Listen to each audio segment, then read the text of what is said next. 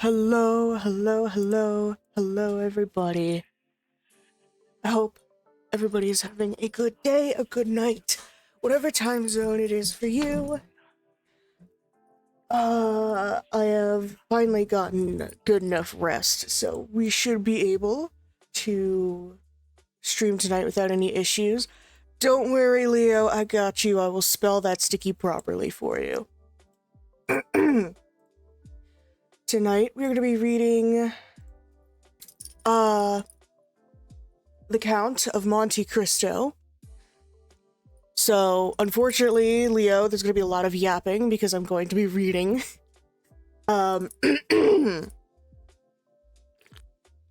And...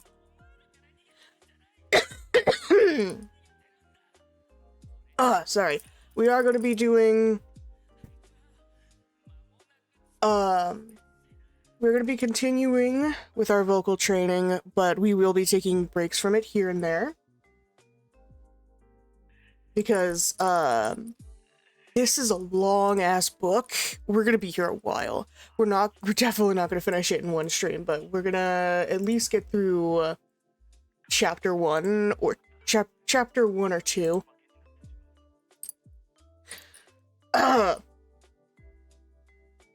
And... blah. Stuff and things and things and stuff. I did get new Hot Wheels. I put that in the Hot Wheels channel in the Discord. I got my soda, I got some water.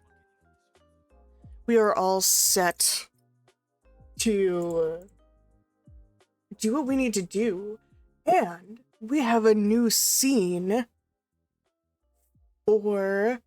just for reading.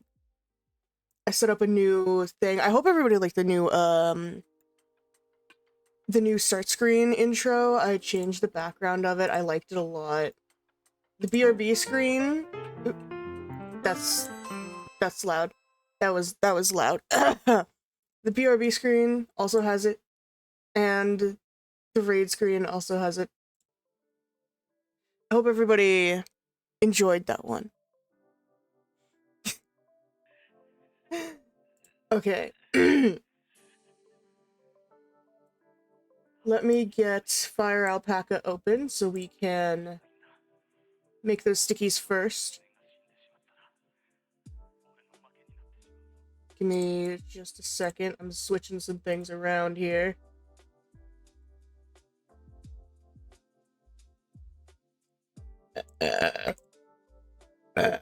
Oh, God. Okay. Lizard.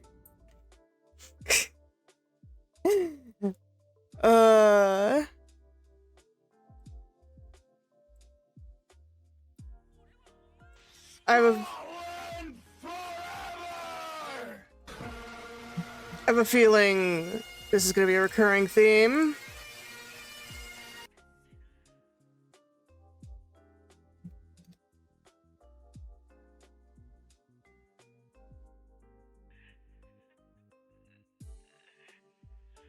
For this stream, I have a feeling that Leo is going to be all over the stickers tonight.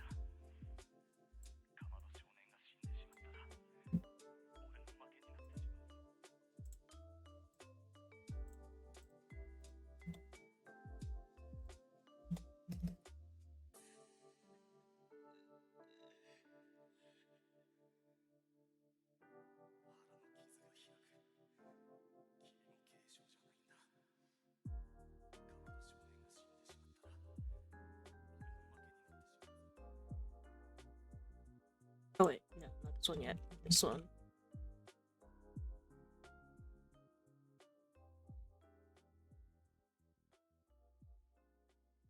Honestly, don't know why you come here when you don't want me to yap, Leo. That's like 90% of what I do here.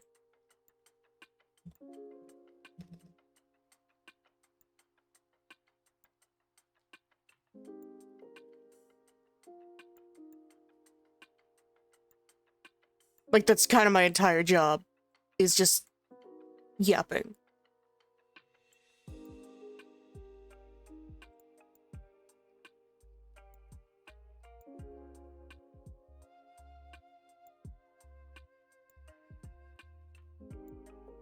What's the 10% of what?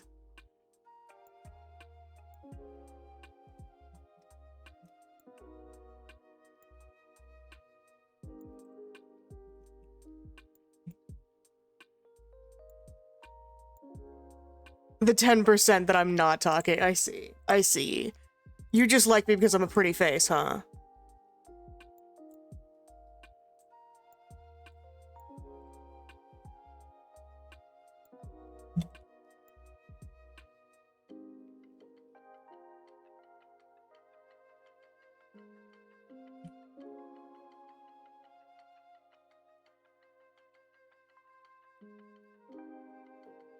Because femboy, no other reason. Oh my god. Well, unfortunately, you will have to go through somebody else.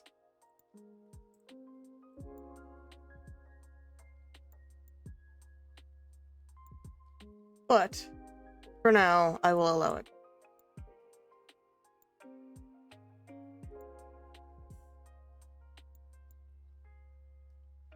Let me... Let's put on our reading glasses.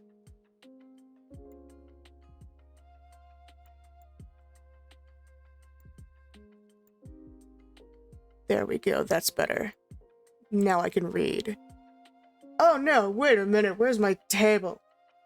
My table! My table! Where's my table?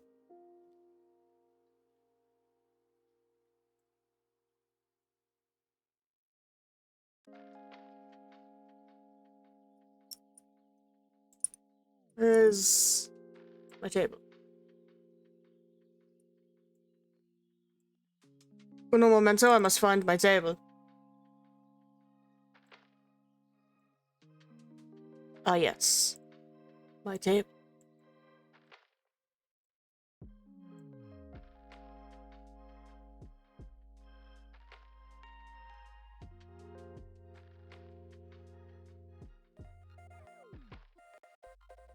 There we go. There's my table. What do you mean evil scheming emote is gone? I didn't change anything about that. Oops.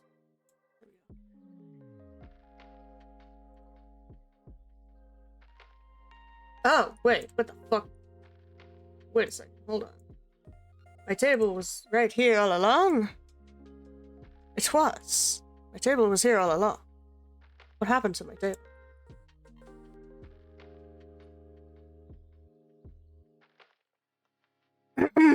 I don't know what you're talking about. I mean, I know what you're talking about.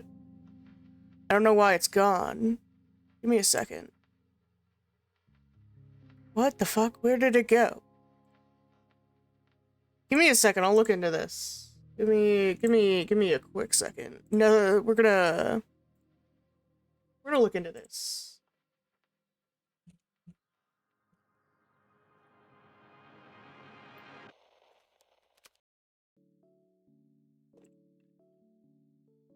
Did Twitch moderate it or something?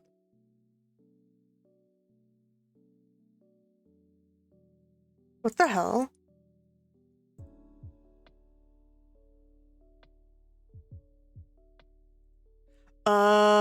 Wait a second. What the fuck? Wait.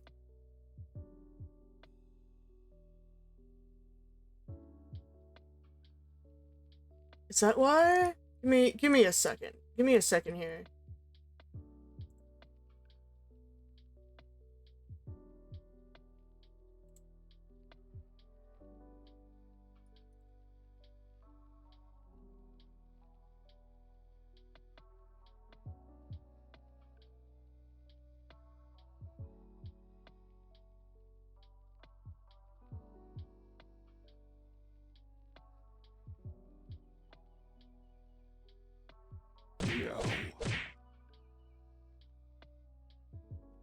I'm looking into it, Leo. Give me a second.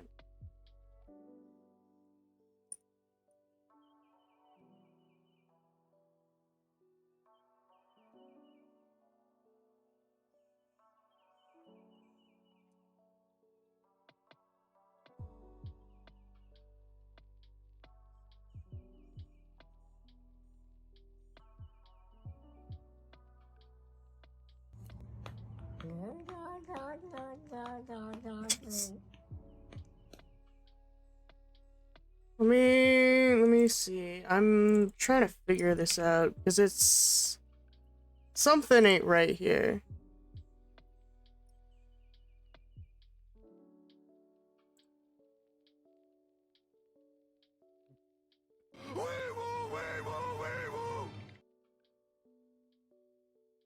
Okay, so I see. Okay. So what happened is apparently Twitch took away my animated emote slots, my bonus ones, and that's what those were under.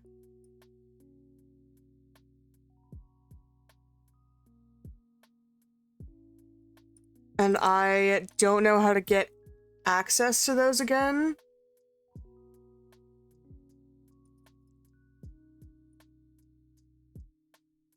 Apparently, they changed how that works, and it's specifically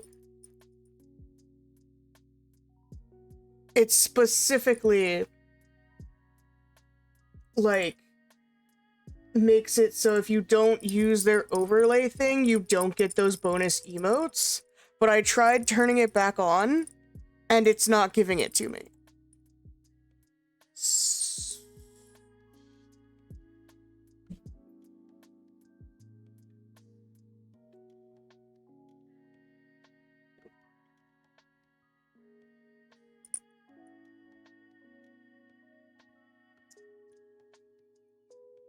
Let me see.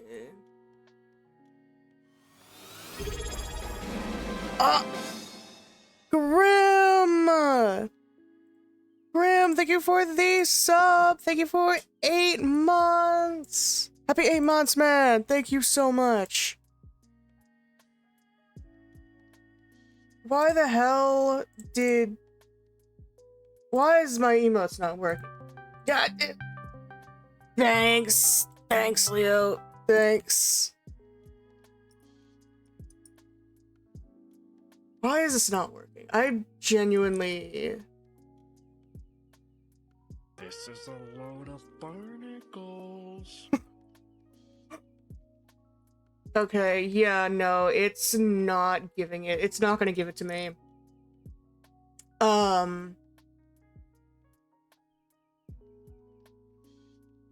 The only other thing I can do... Carl, what did you do? The only other thing I can... or that, we can do here is... I can't talk right now. I'm making piss. Okay, there's too many alerts going on. There's too many sounds going on at once. Oh my god.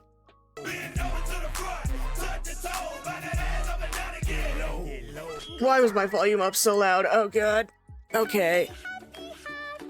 Oh my god. I'm getting overstimulated. Give me a minute, everybody. Hold on. How long is this going to take? No, you're good, Grim. It's Leo. Thank you for the hydrate, though, and the stretch. I appreciate it.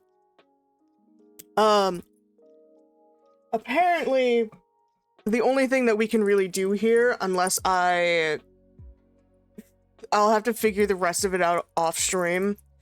But for right now, apparently the only thing we can do is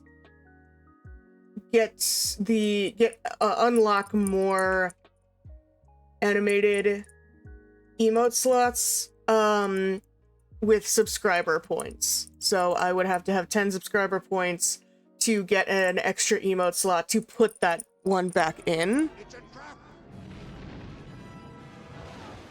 But otherwise, it is they're locked. It's just completely locked. Like, Parker, I'm gonna send you a screenshot of this just so you can see what's going on and remind me to look into this later, because this is kind of fucked up and I don't understand why it happened.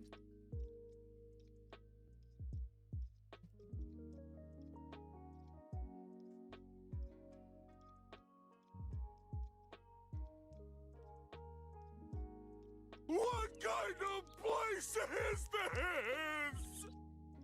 Okay.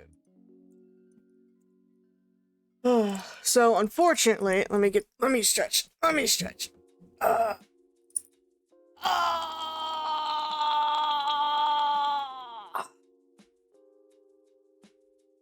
ah, ah. All right. So unfortunately, you don't know the context behind this because I only just got here. So the evil scheming panda emote that I have is gone. Apparently it's locked because it's just like gone. Twitch deleted it from my thing because they locked the bonus emote section. So nobody can use it now. I need to figure out how to unlock those 2 additional bonus emote slots again because it got locked out.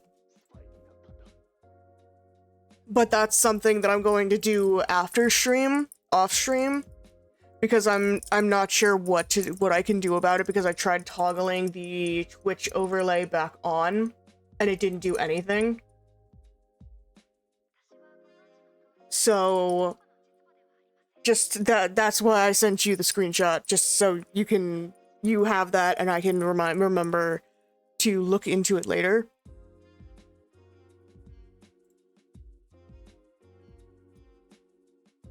But for now,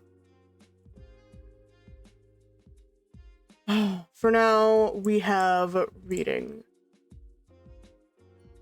Give me 1 second.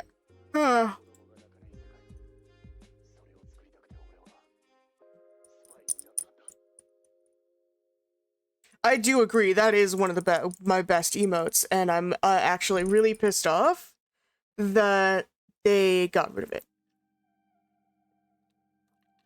That they locked me out of those bonus emote slots. Unacceptable!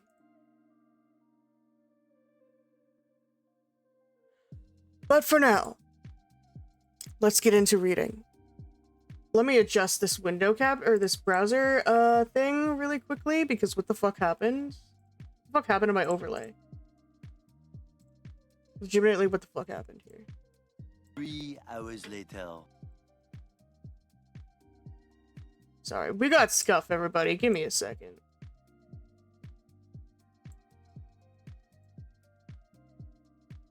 Wait, what the hell? Why is my overlay fucked up like this? Give me 1 second. What the fuck? Thank you for the lurk, Parker. I appreciate it. You know I appreciate you. I'm sorry, things are off to a rough start, everybody. Give me 1 minute. I'm trying to figure out what the fuck happened with this. With my overlay. Something ain't right here.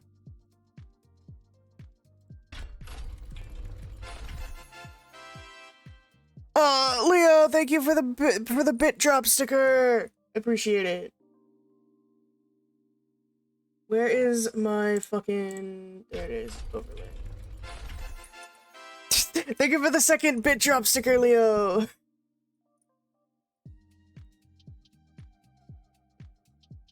I'm trying to... Oh, that's why it was fucked up. Oh my god, a third one? Leo, really? I see why this got fucked up now. Okay.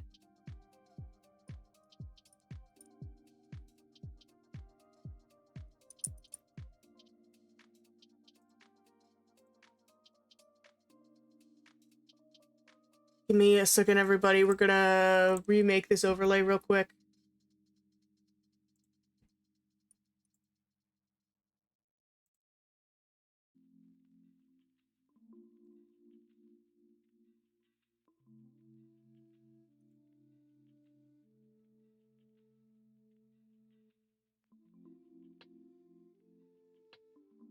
because it got a little bit fucked up and it needs to be fixed.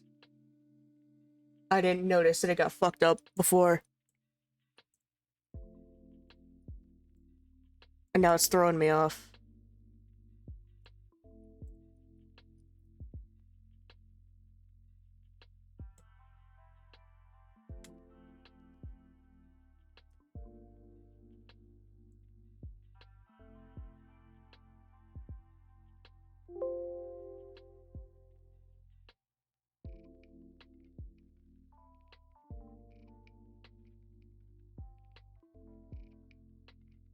Why the fuck did this...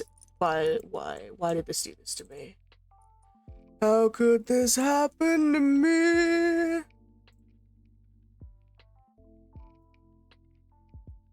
Ah, there we go. That's much better. Much better. Okay.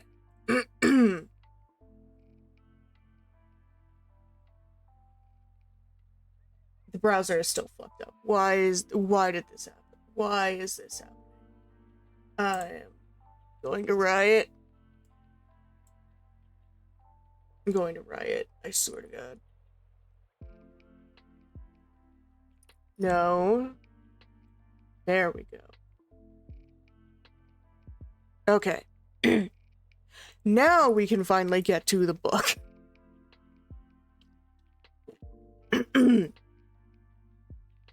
Chapter 1. Versailles. The Arrival.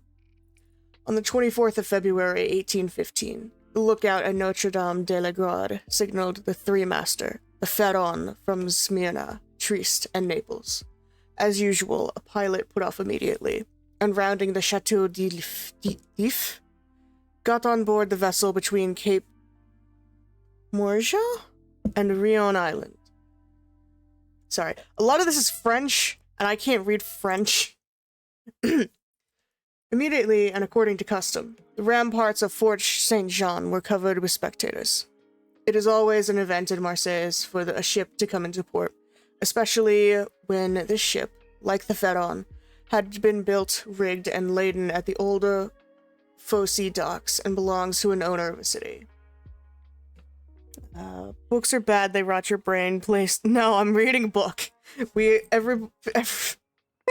No, we're reading books tonight. I decided, no, Leo, I decided I was gonna read more this year.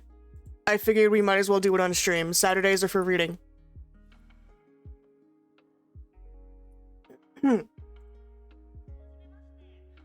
The ship drew on and had safely passed the strait which some volcanic shock had made in between the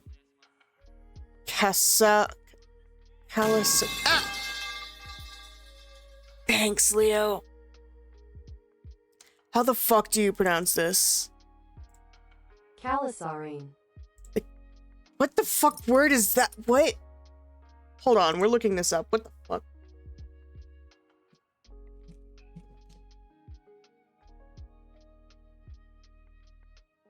What the fuck? Hold on.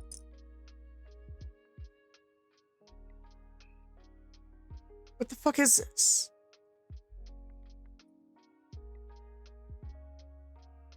Have a good night, Leo.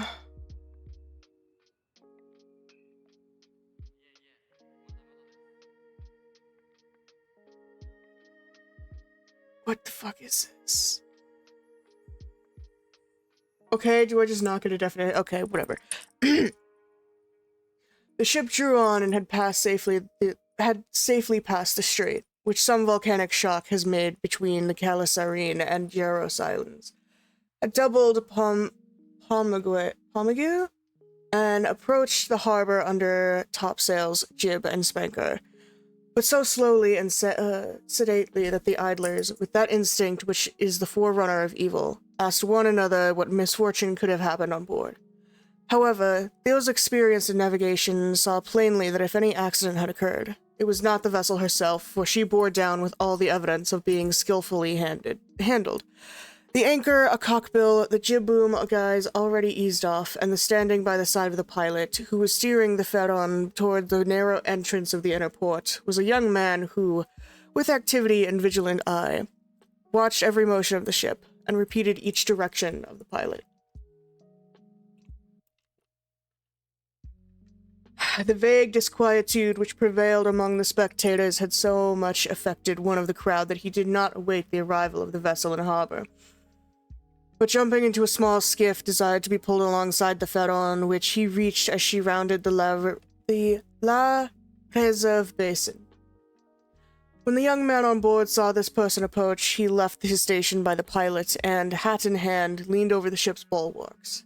He was a fine, tall, slim young fellow of 18 or 20, with black eyes and hair as dark as a raven's wing, and his whole appearance bespoke that calmness and resolution peculiar to men accustomed from their cradle to contend with danger. "Ah, is it you, Dantes?" cried the man in the skiff. "What's the matter, and why have you such an air of sadness aboard?" "A great misfortune, immoral," replied the young man. "A great misfortune, for me especially. Off Civita Vecchia, we lost our brave Captain Leclerc." "And the cargo?" inquired the owner eagerly. "Is all safe, immoral, and I think you will be satisfied on that head. But poor Captain Leclerc, what happened to him?" asked the owner, with an air of considerable resignation. "What happened to the worthy captain?" "He died." "Fell into the sea?" "No, sir. He died of brain fever and dreadful agony." Then turning to the crew, he said, "Bear a hand there, to take in sail." All hands obeyed, and at once the 8 or 10 seamen who composed the crew sprang to their respectful stations at the spanker brails and outhaul, topsail sheets and halyards, the jib downhaul, and the topsail clew lines and bunt lines. The young sailor gave a look to see that his orders were promptly and accurately obeyed, and then turned again to the owner. "And how did this misfortune occur?" inquired the latter, resuming the interrupted conversation. "Alas, sir, in the most unexpected manner, after a long talk with the harbor master, Captain Leclerc left Naples greatly disturbed in mind. In 24 hours he was attacked by a fever and died 3 days afterwards. We performed the usual burial service, and he is at his rest, sewn up in his hammock with a 36-pound shot at his head and his heels, off El Giglio Island. We bring to his widow his sword and cross of honor.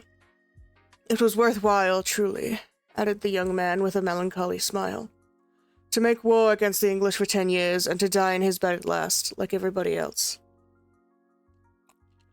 "Why, you see, Edmund," replied the owner, who appeared more comforted at every moment, "we are all mortal, and the old must make way for the young. If not, why, there would be no promotion. And since you assure me that the cargo is all safe and sound, immoral, take my word for it, and I advise you not to take 25,000 francs for the profits of the voyage."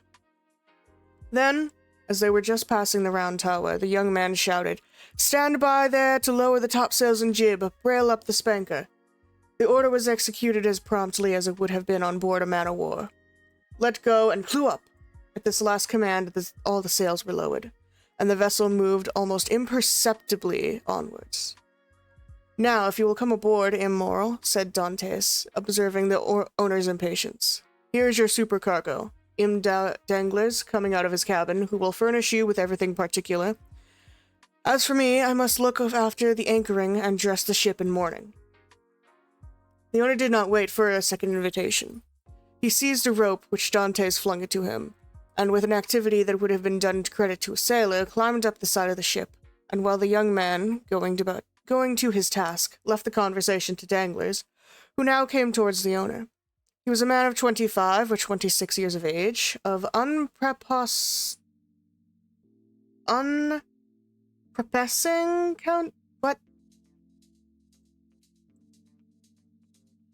Unprepossessing.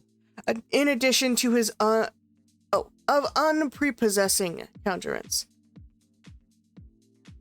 Obsequious to his superiors, insolent to his subordinates, and this, in addition to his position as responsible agent on board, which is always obnoxious to the sailors, made him as much disliked by the crew as Edmond Dantes was beloved by them.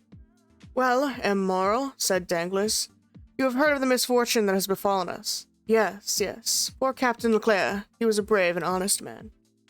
and a first-rate seaman, one who had seen long and honorable service, as became a man charged with the entrance of a house so important as that of Morrill and Son, replied Danglars. But, replied the owner, glancing after Dantes, who was watching the anchoring of his vessel. Seems to me that a sailor needs not be so old as you say, Danglars, to understand his business, for our friend Edmund seems to understand it thoroughly, and not require instruction from anyone. Yes, said Danglars, darting at Edmund a look gleaming with hate. Yes, he is young, and youthful is invariably self-confident. Scarcely was the captain's breath out of his body when he assumed the command without consulting anyone, and he caused us to lose a day and a half at the island of Elba instead of making for Marseilles direct. As to taking command of the vessel, replied Morrill, that was his duty as captain's mate. As to losing a day and a half off the island of Elba, he was wrong, unless the vessel needed repairs. The vessel was in as good condition as I am, and as I hope you are, Morrill. And this day and a half was lost from pure whim for the pleasure of going ashore and nothing else. Dantes, said the ship owner, turning towards the young man, come this way. In a moment, sir, answered Dantes, and I'm with you. Then calling to the crew, he said, let go. The anchor was instantly dropped, and the chain ran rattling through the porthole. Dantes continued at his post in spite of the presence of the pilots, until this maneuver was completed. And then he added, half-mast the colors, and square the yards. You see, said Danglars, he fancies himself captain already, upon my word.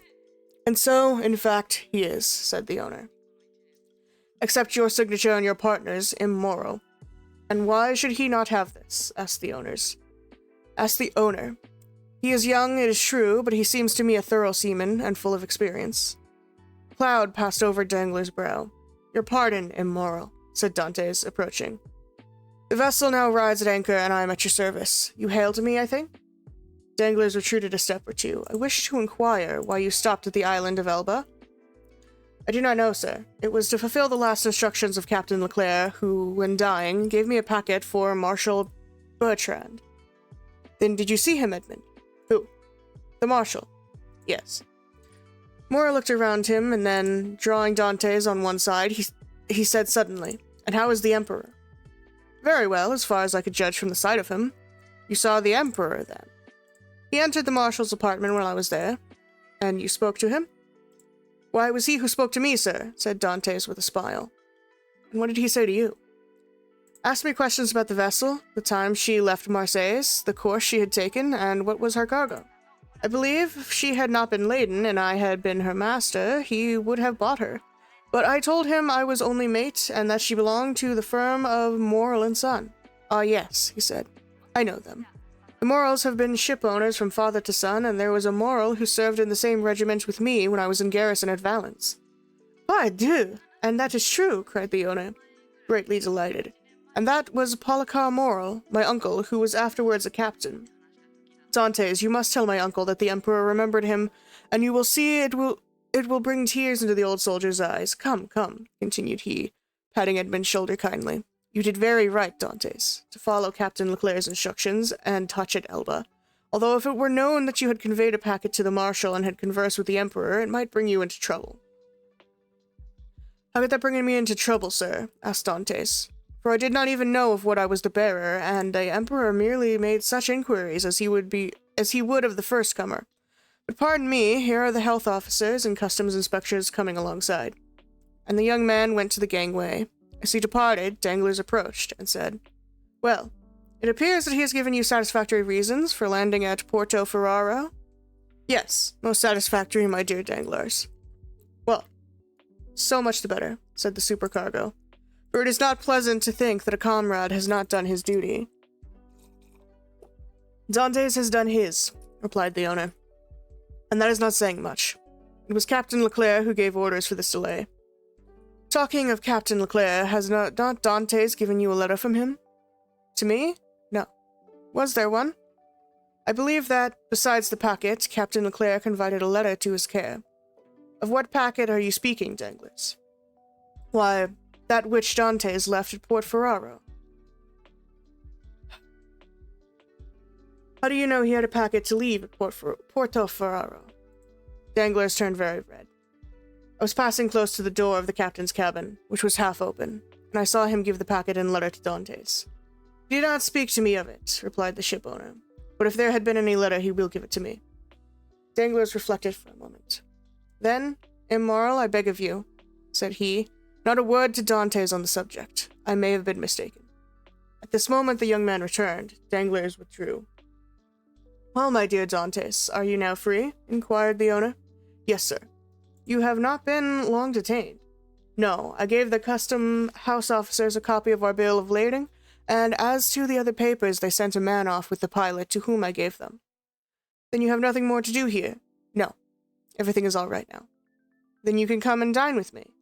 I really must ask you to excuse me, Immoral. My first visit is due to my father, though I am not the less grateful for the honor you have done me. Right, Dantes. Right, quite right. I always knew you were a good son. And, inquired Dantes with some hesitation, do you know how my father is? Well, I believe, my dear Edmund, though I have not seen him lately. Yes, he likes to keep himself shut up in his little room.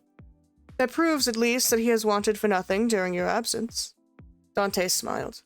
My father is proud, sir, and if he had not a meal left, I doubt he would have asked anything from anyone, except from heaven. Well, then, after this first visit has been made, we shall count on you. I must again excuse myself, Immoral, for after this first visit has been paid, I have another which I am most anxious to pay. True, Dantes. I forgot that there was at the Catalans someone who expects you no less impatiently than your father, the lovely Mercedes. Dantes blushed. Aha, said the ship owner. I'm not the least surprised, for she has been to me 3 times, inquiring if there were any news of the Pharaon. Peste, Edmund! You have a very handsome mistress. She is not my mistress, replied the young sailor gravely. She is my betrothed. Sometimes one and the same thing, said Morel, with a smile. Not with us, sir, replied Dantes. Story time, damn real shit. You bet your fucking bippy, Neo. You bet your fucking bippy. We be reading. Hello. How you doing, man?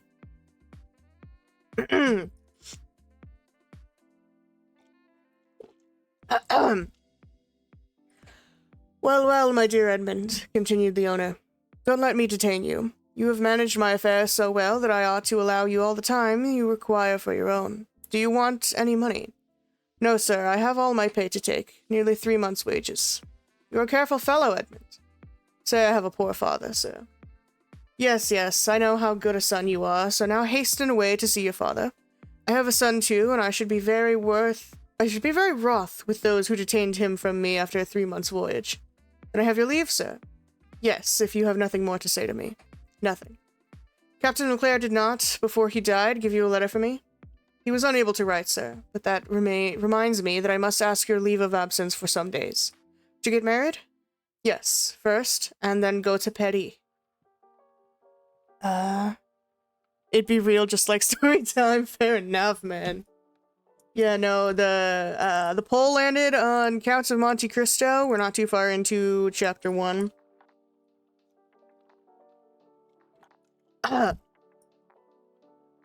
We're going to get as far as we can, but this is a long fucking book.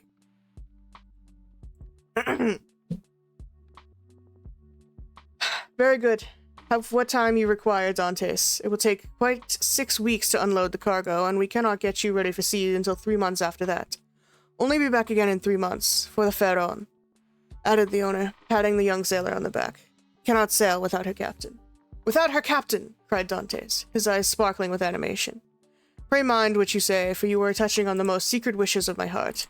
Is it really your intention to make me captain of the Pharaon? If I were sole owner, we'd shake hands on it now, my dear Dantes, and call it settled. But I have a partner, and you know the Italian proverb. I'm not reading that, I can't read Italian. We're going to skip over that. He who has a partner has a master. But the thing is at least half done, as you have 1 out of 2 votes. Rely on me to procure you the other, I will do my best. Ah, immoral, exclaimed the young seaman, with tears in his eyes, and grasping the owner's hand. Immoral, I thank you in the name of my father and of Mercedes. That's all right, Edmund. There's a providence that watches over the deserving. Go to your father. Go and see Mercedes. And afterwards come to me. Shall I row you ashore? No, thank you. I shall remain and look over the accounts with Danglers. Have you been satisfied with him this voyage? This is according to the sense you attach to the question, sir. Do you mean, is he a good comrade? No, for I think he never liked me since the day when I was silly enough, after a little quarrel we had, to propose to him to stop for 10 minutes at the island of Monte Cristo to settle the dispute. A proposition which I was wrong to suggest, and he quite right to refuse. If you mean as responsible agent when you ask me the question, I believe there is nothing to say against him, and that you will be content with the way in which he has performed his duty. But tell me, Dantes, if you had command of the Pharaon, should you be glad to see Danglers remain? Captain or mate, immoral, I shall always have the greatest respect to those who possess the owner's confidence. That's right, Dantes. I see you are a thoroughly good fellow, and will detain you no longer. Go, for I see how impatient you are. Then I have leave? Go, I tell you. May I have the use of your skiff? Certainly. Then, for the present, immoral, farewell, and 1,000 thanks. I hope soon to see you again, my dear Edmund. Good luck to you. The young sailor jumped into the skiff and sat down in the stern sheets, with the order that he be put ashore at La Canebière. The two oarsmen bent to their work, and the little boat glided away as rapidly as possible in the midst of the 1,000 vessels which choke up the narrow way which leads between the 2 rows of ships from the mouth of the harbor to the Quai d'Orléans. The ship owner, smiling, followed him with his eyes until he saw him spring out on the quay and disappear in the midst of the throng, from which 5 o'clock in the morning until 9 o'clock at night swarms in the famous street of La Canebière, a street of which modern Phocéens are so proud that they say with all the gravity in the world, and with that accent which gives so much character to what is said, if Petty had La Canebière, Petty would be a second Marseilles. On turning round, the owner saw Danglars behind him, apparently awaiting orders, but in reality also watching the young sailor. But there was great difference in the expression between the 2 men who thus followed the movements of Edmond Dantes. Let me get a proper drink before we start on chapter 2.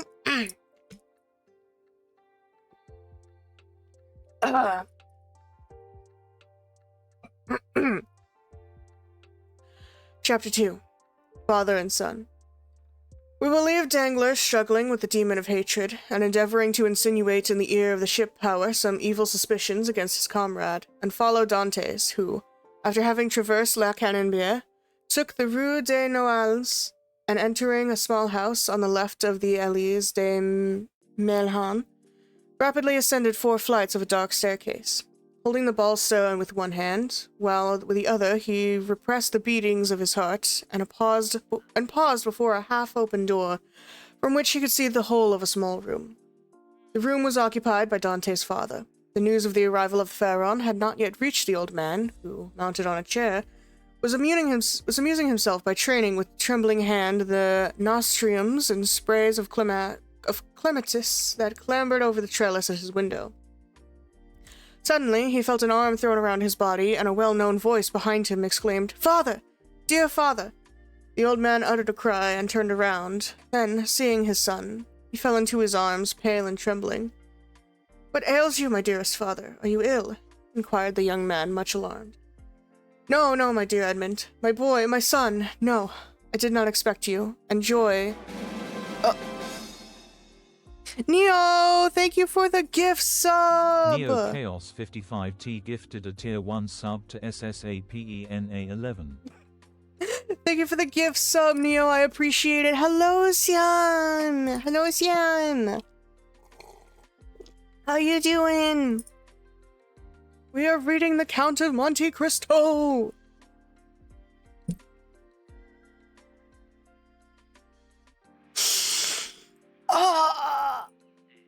Stretch! There we go. Those are a lot of words. This book is very, very big. This is a very large book. And I'm not sure how many pages this book is, but it's a lot. I know this is a big book. Ah. Hang on. Oh, that was weak. That was weak.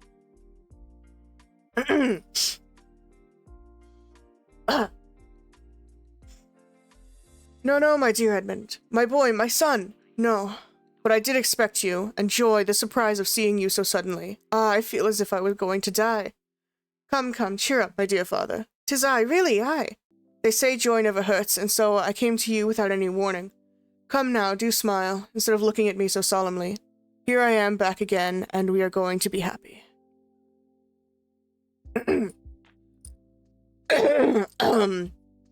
Yes, yes, my boy, so we will, replied the old man.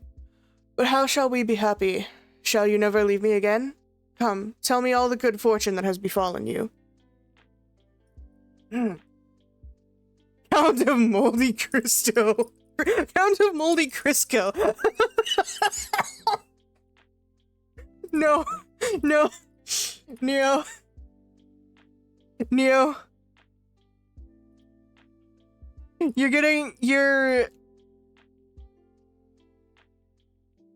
I'm redeeming that as a fucking sticky for you. Oh my god, that's fucking hilarious. Hold on.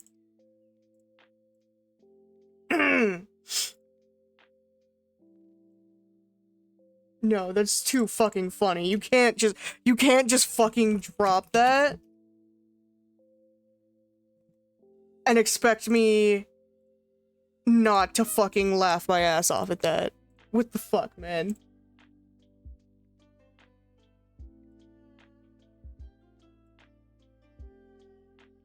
That's so fucking funny. Jesus fucking Christ.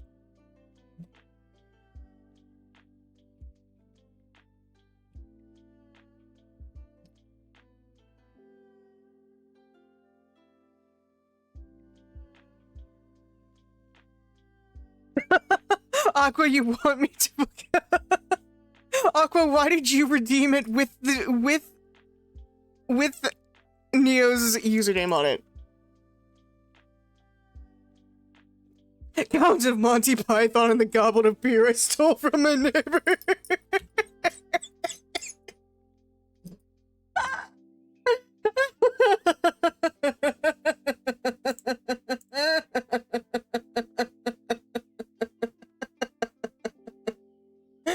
Oh my god. Bro. You can't fucking drop that on me. Holy shit. Jesus Christ. Oh my god. What the fuck? I don't care if that's wiggling like that. That's fucking funny. Holy shit. Oh.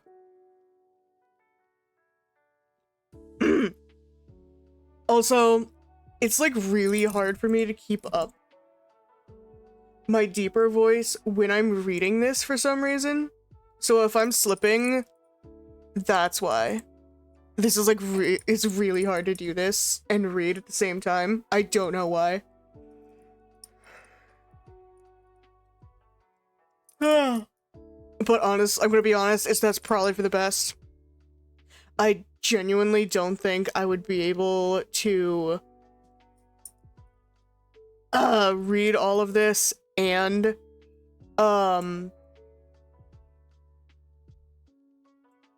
keep up my vocal training at the same time. I read books good. I read books good, boss.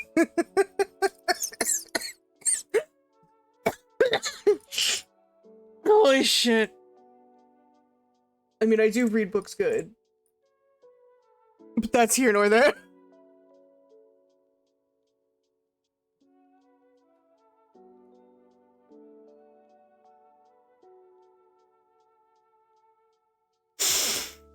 Oh my god, holy shit.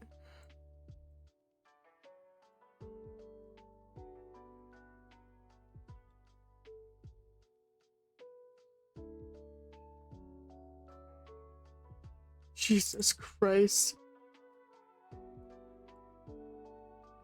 Oh, okay.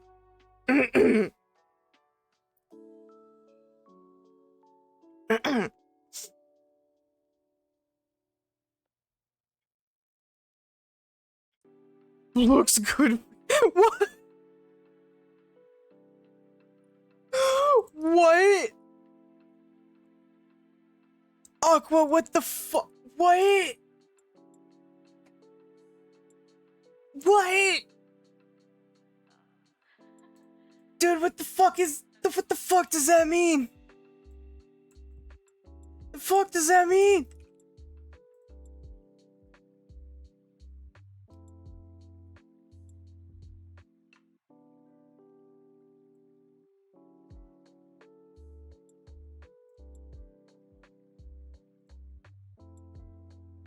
I'm so confused right now.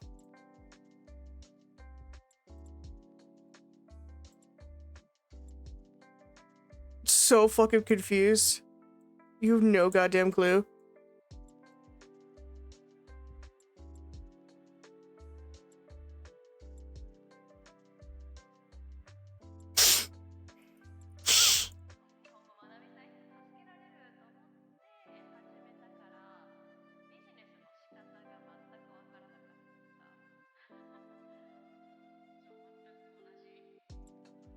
Books could read. Oh my god.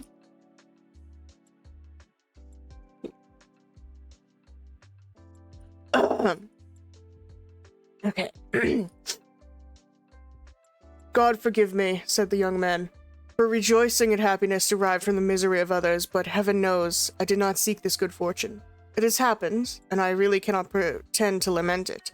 The good Captain Leclerc is dead, father, and it is probable that, with the aid of Immoral, I shall have his place. Do you understand, father? Only imagine me a captain at 20, with 100 Louis pay, and a share in the profits. Is this not more than a poor sailor like me could have hoped for?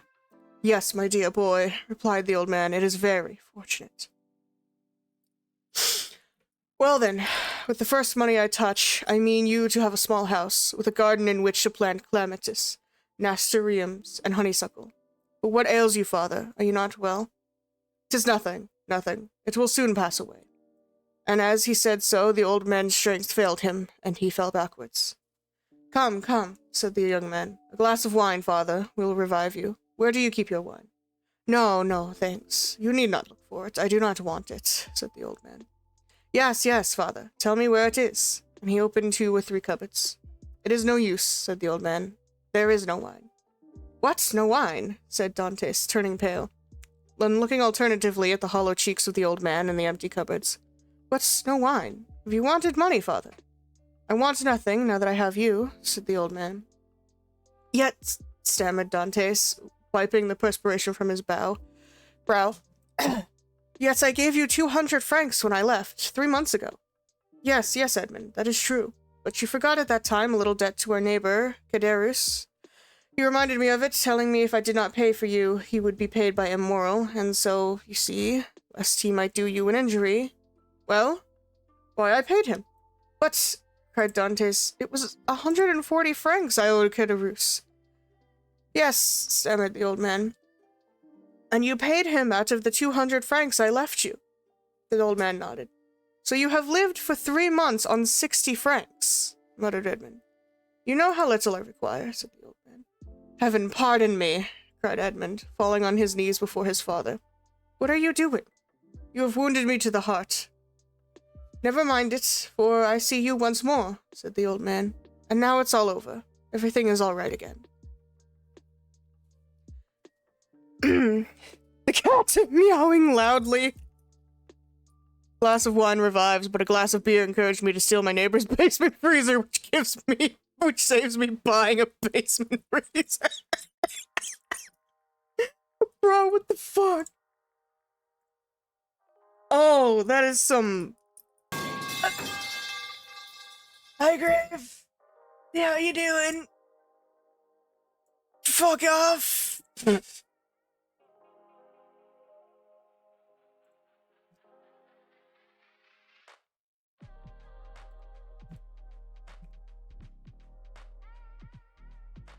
Let me make this sticky.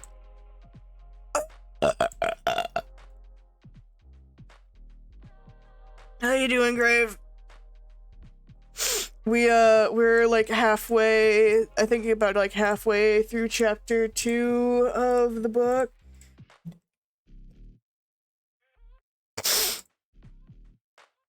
But that's just volume 1. This is a big ass book. What the fuck?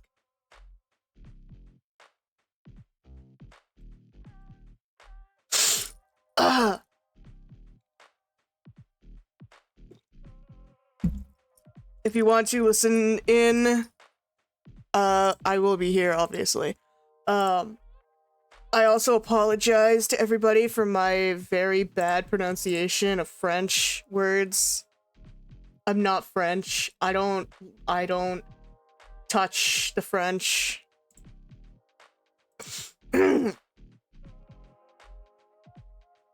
Yes, here I am, said the young man. With a promising future and a little money. Here, father, here, he said. Take this. Take it. And send for something immediately. He emptied his pockets on the table, the contents consisting of a dozen gold pieces, 5 or 6 5-franc pieces, and some smaller coin. The countenance of old Dantes brightened. Whom does this belong to? He inquired. To me. To you. To us. Take it. Buy some provisions. Be happy. And tomorrow we shall have more. Gently, gently, said the old man with a smile. And by your leave, I will use your purse moderately, for they would say, if they saw me buy too many things at a time, that I had been obliged to await your return in order to be able to purchase them. Do as you please, but first of all, pray have a servant, father. I will not have you left alone for so long. I have some smuggled coffee and some most capital tobacco in a small chest in the hold, which you shall have tomorrow. But hush, here comes somebody. I don't know. How do you pronounce this name? Hold on. Catarus. I don't believe that is correct. I don't believe that is correct. The French don't even pronounce French correctly because French isn't even a real language. You know what? Fair enough. It's a made-up language for people who need to feel like they accomplished something by surrendering. I mean, to be fair, English is an amalgamation of like 4 different languages, but then again, what language isn't made up of a bunch of other different languages?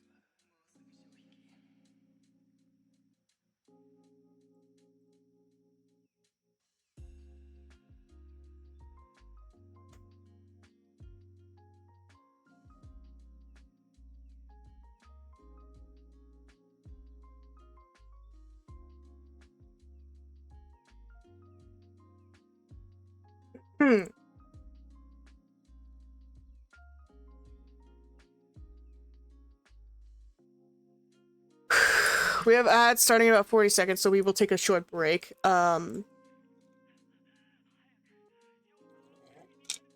Sorry, no French, I achieved something. Bro, it just closed. Fire alpaca.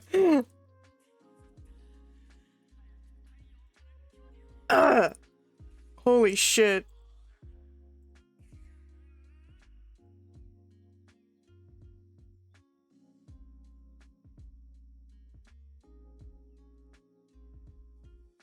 Oh god, this is- oh no. Oh. Shit. Okay. There we go. That's a better fit.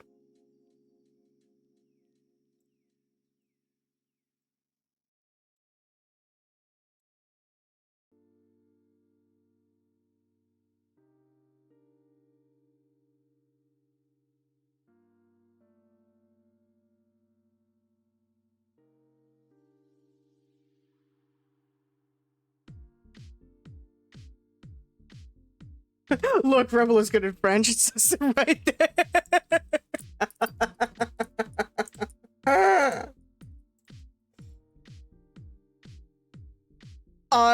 I'm good at French fries. I'm good at eating French bread.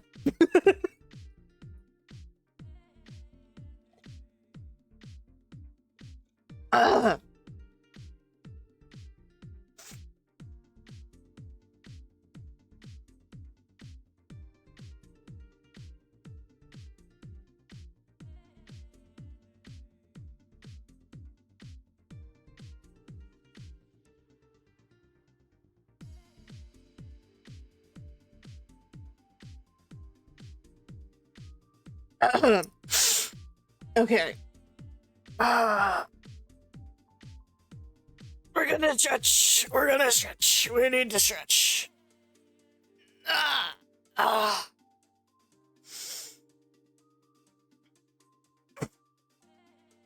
I'm glad I'm not in agile. Fair enough. Yeah, no, honest, I'm gonna be so honest. We probably don't even need the ad break. I'm pretty sure everybody who is here currently has a sub because of Maria, but just in case somebody is in agile, we are taking a break.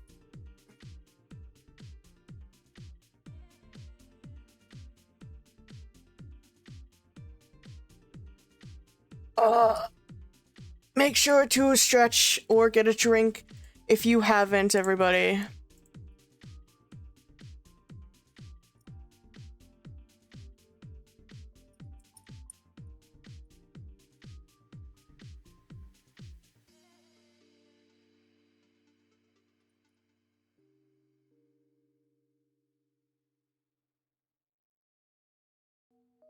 Man, if Twitch likes you enough, you gotta take advantage of that ad revenue.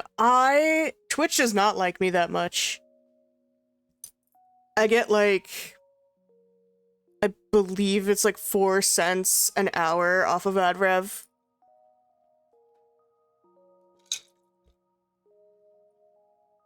It kind of depends on the category you're streaming under, but for the most part, I never see more than like 4 cents an hour.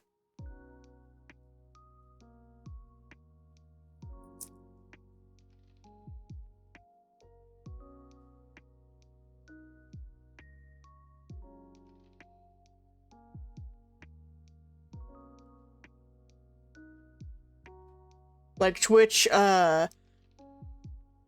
does not pay very well for ad rev.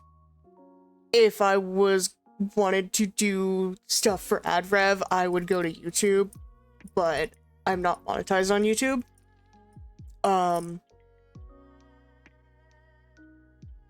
But out of the two, YouTube ad rev is where you make most of your money.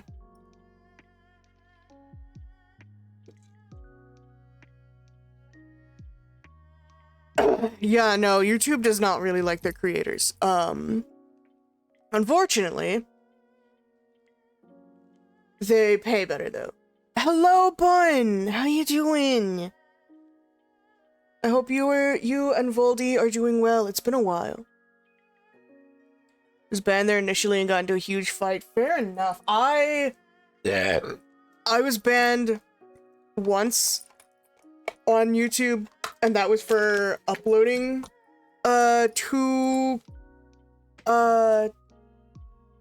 too quickly, so they thought my account was a bot and I had to appeal it, but I haven't had any problems since. Voldy ain't here yet. Damn, get his ass over here. Steam's getting sued in the UK for what? What the fuck is Steam getting sued for? This time.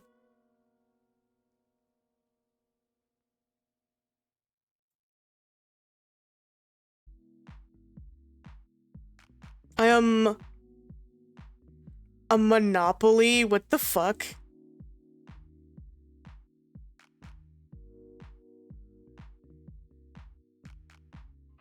Or are you actually saying Manopally?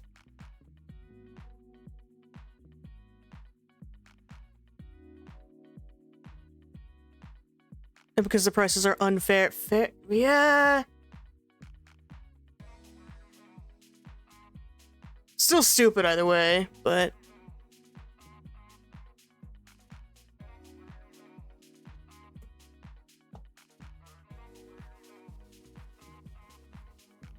also, Steam themselves don't really fully control the price of the games that they have on their platform, so that's like not really on them.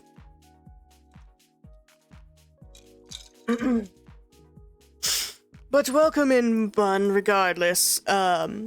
We are reading The Count of Monte Cristo and chillin'. It is read along Saturday.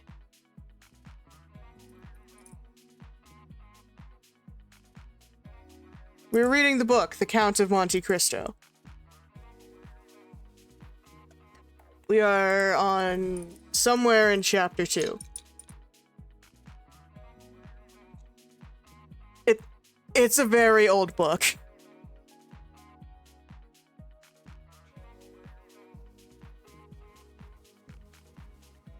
It's a very famous old book. I don't read. Yeah, I can tell. I can tell.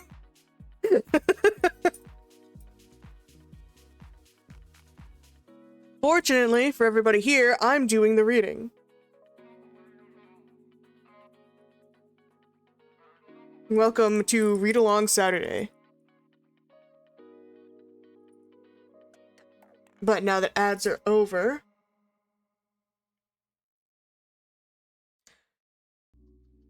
we can get back to it.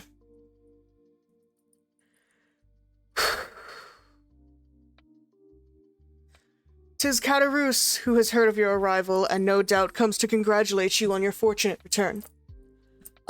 Lips that say one thing while the heart thinks another, murmured Edmund. But never mind, he is a neighbor who has done us a service on a time, so he's welcome. As Edmund paused, the black and bearded head of Caderousse appeared at the door. He was a man of 25 or 26, and held a piece of cloth, which, being a tailor, he was about to make into a coat line. What is it you, Edmund? Back again? He said, with a broad Marseilles accent and a grin that displayed his ivory white teeth. Yes, as you see, neighbor Caderousse, and ready to be agreeable to you in any and every way, replied Dantes, but ill concealing his coldness under this cloak of civility. Thanks, but fortunately, I do not want for anything. And it chances that at times there are others who have need of me. Dantes made a gesture. I do not allude to you, my boy. No, I lent you money, and you returned it. That's like good neighbors, and we are quits. We're never quits with those who oblige us, was Dante's reply. But when we do not owe them money, we owe them gratitude. What's the use of mentioning that? What is done is done. Let us talk of your happy return, my boy. I had gone on to quay to match a piece of mulberry cloth when I met friend Danglars. You at Marseilles? Yes, says he. I thought you were at Smyrna. I was, but am now back again. And where is the dear boy, our little Edmund? Why, with his father, no doubt, replied Danglars. And so I came, added Caderousse, as fast as I could to have the pleasure of shaking hands with a friend. Worthy Caderousse, said the old man, he is so much attached to us.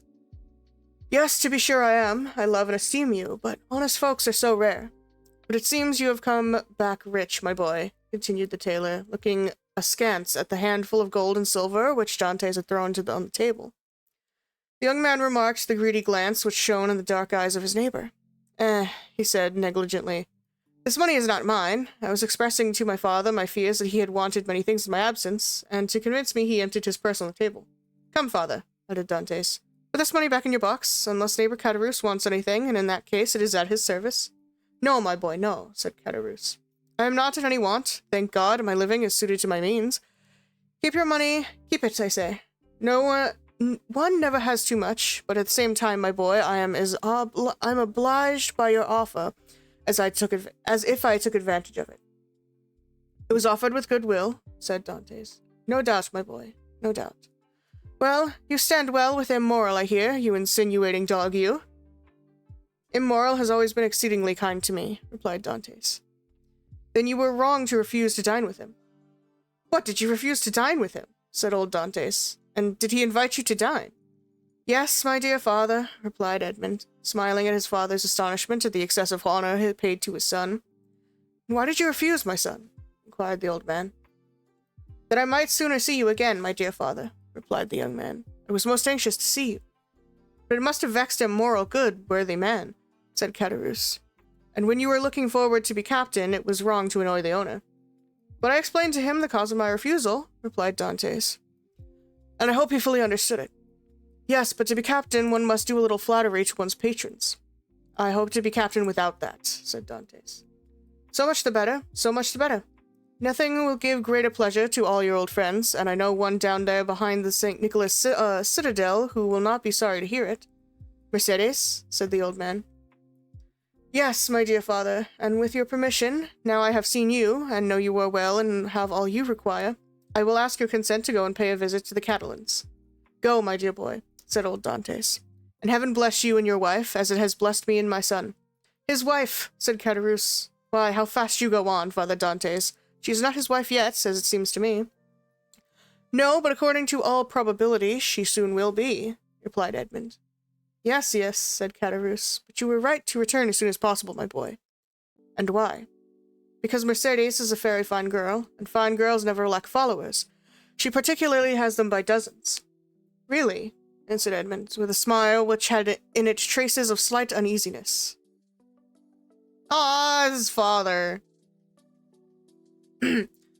Ah, yes, continued Caderousse, and capital office, too.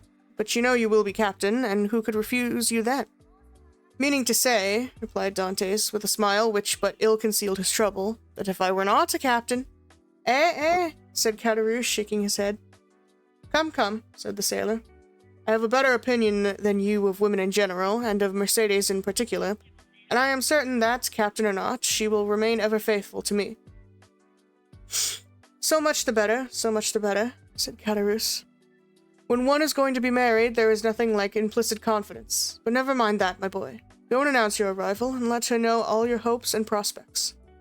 I will go directly, was Edmund's reply, and, embracing his father, nodded to Caderousse, he left the apartment.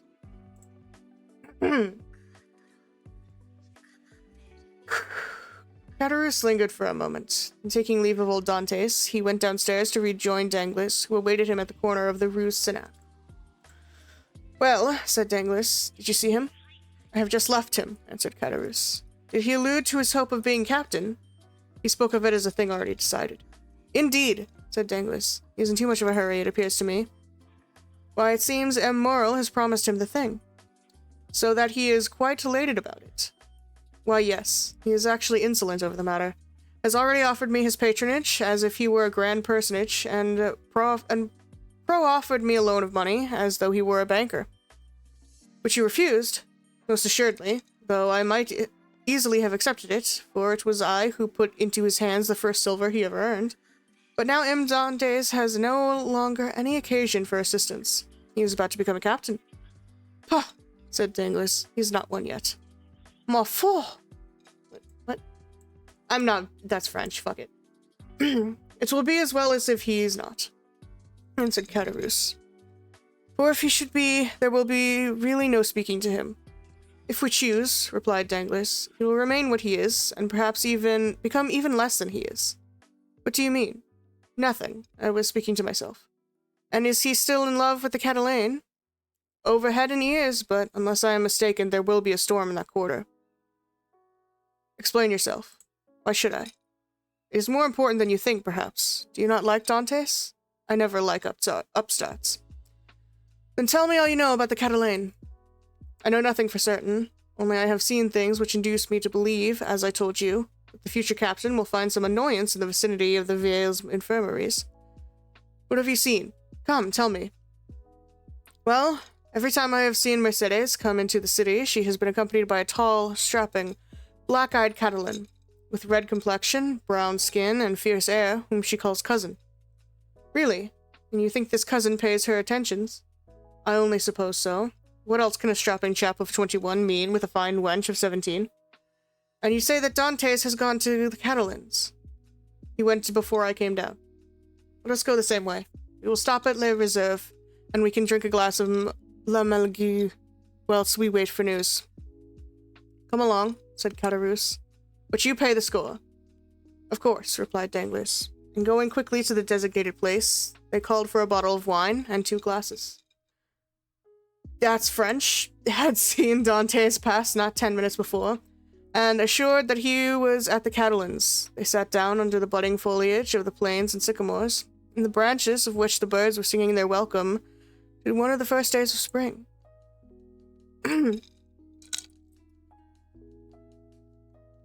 How are we feeling about this, everybody? How are we feeling about the book? Do we find it interesting so far?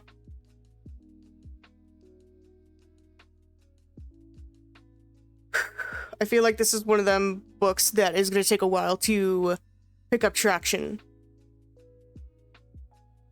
Book. Of course, Aqua. Of course. Just a book. It is indeed a book, Aqua.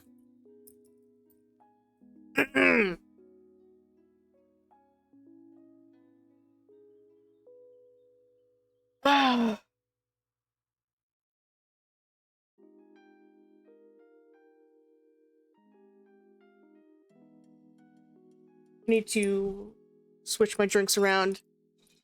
I'm getting very tired all of a sudden. Again.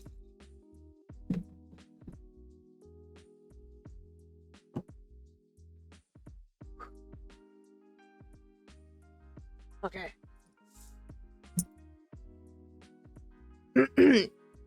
Chapter 3. The Catalans.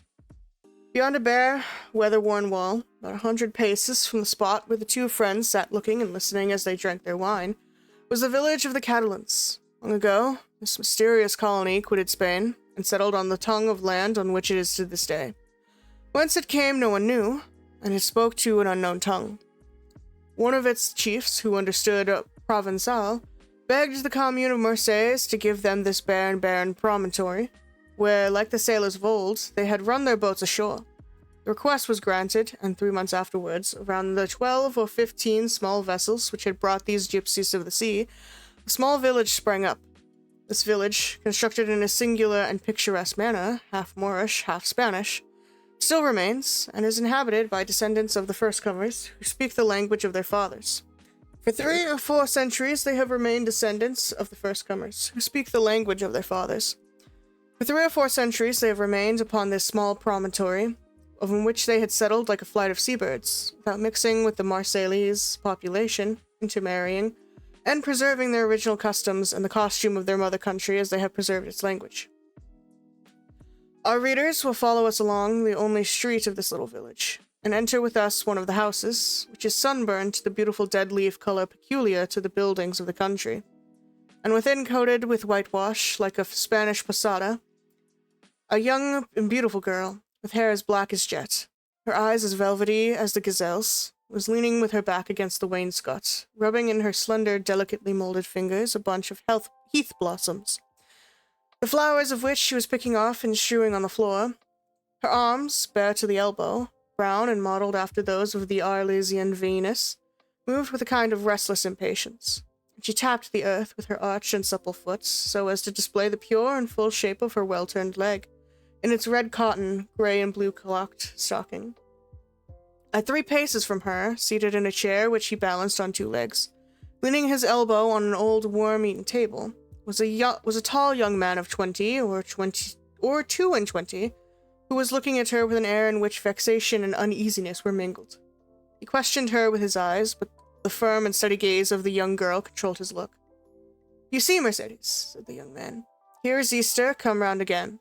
Tell me, is this the moment for a wedding?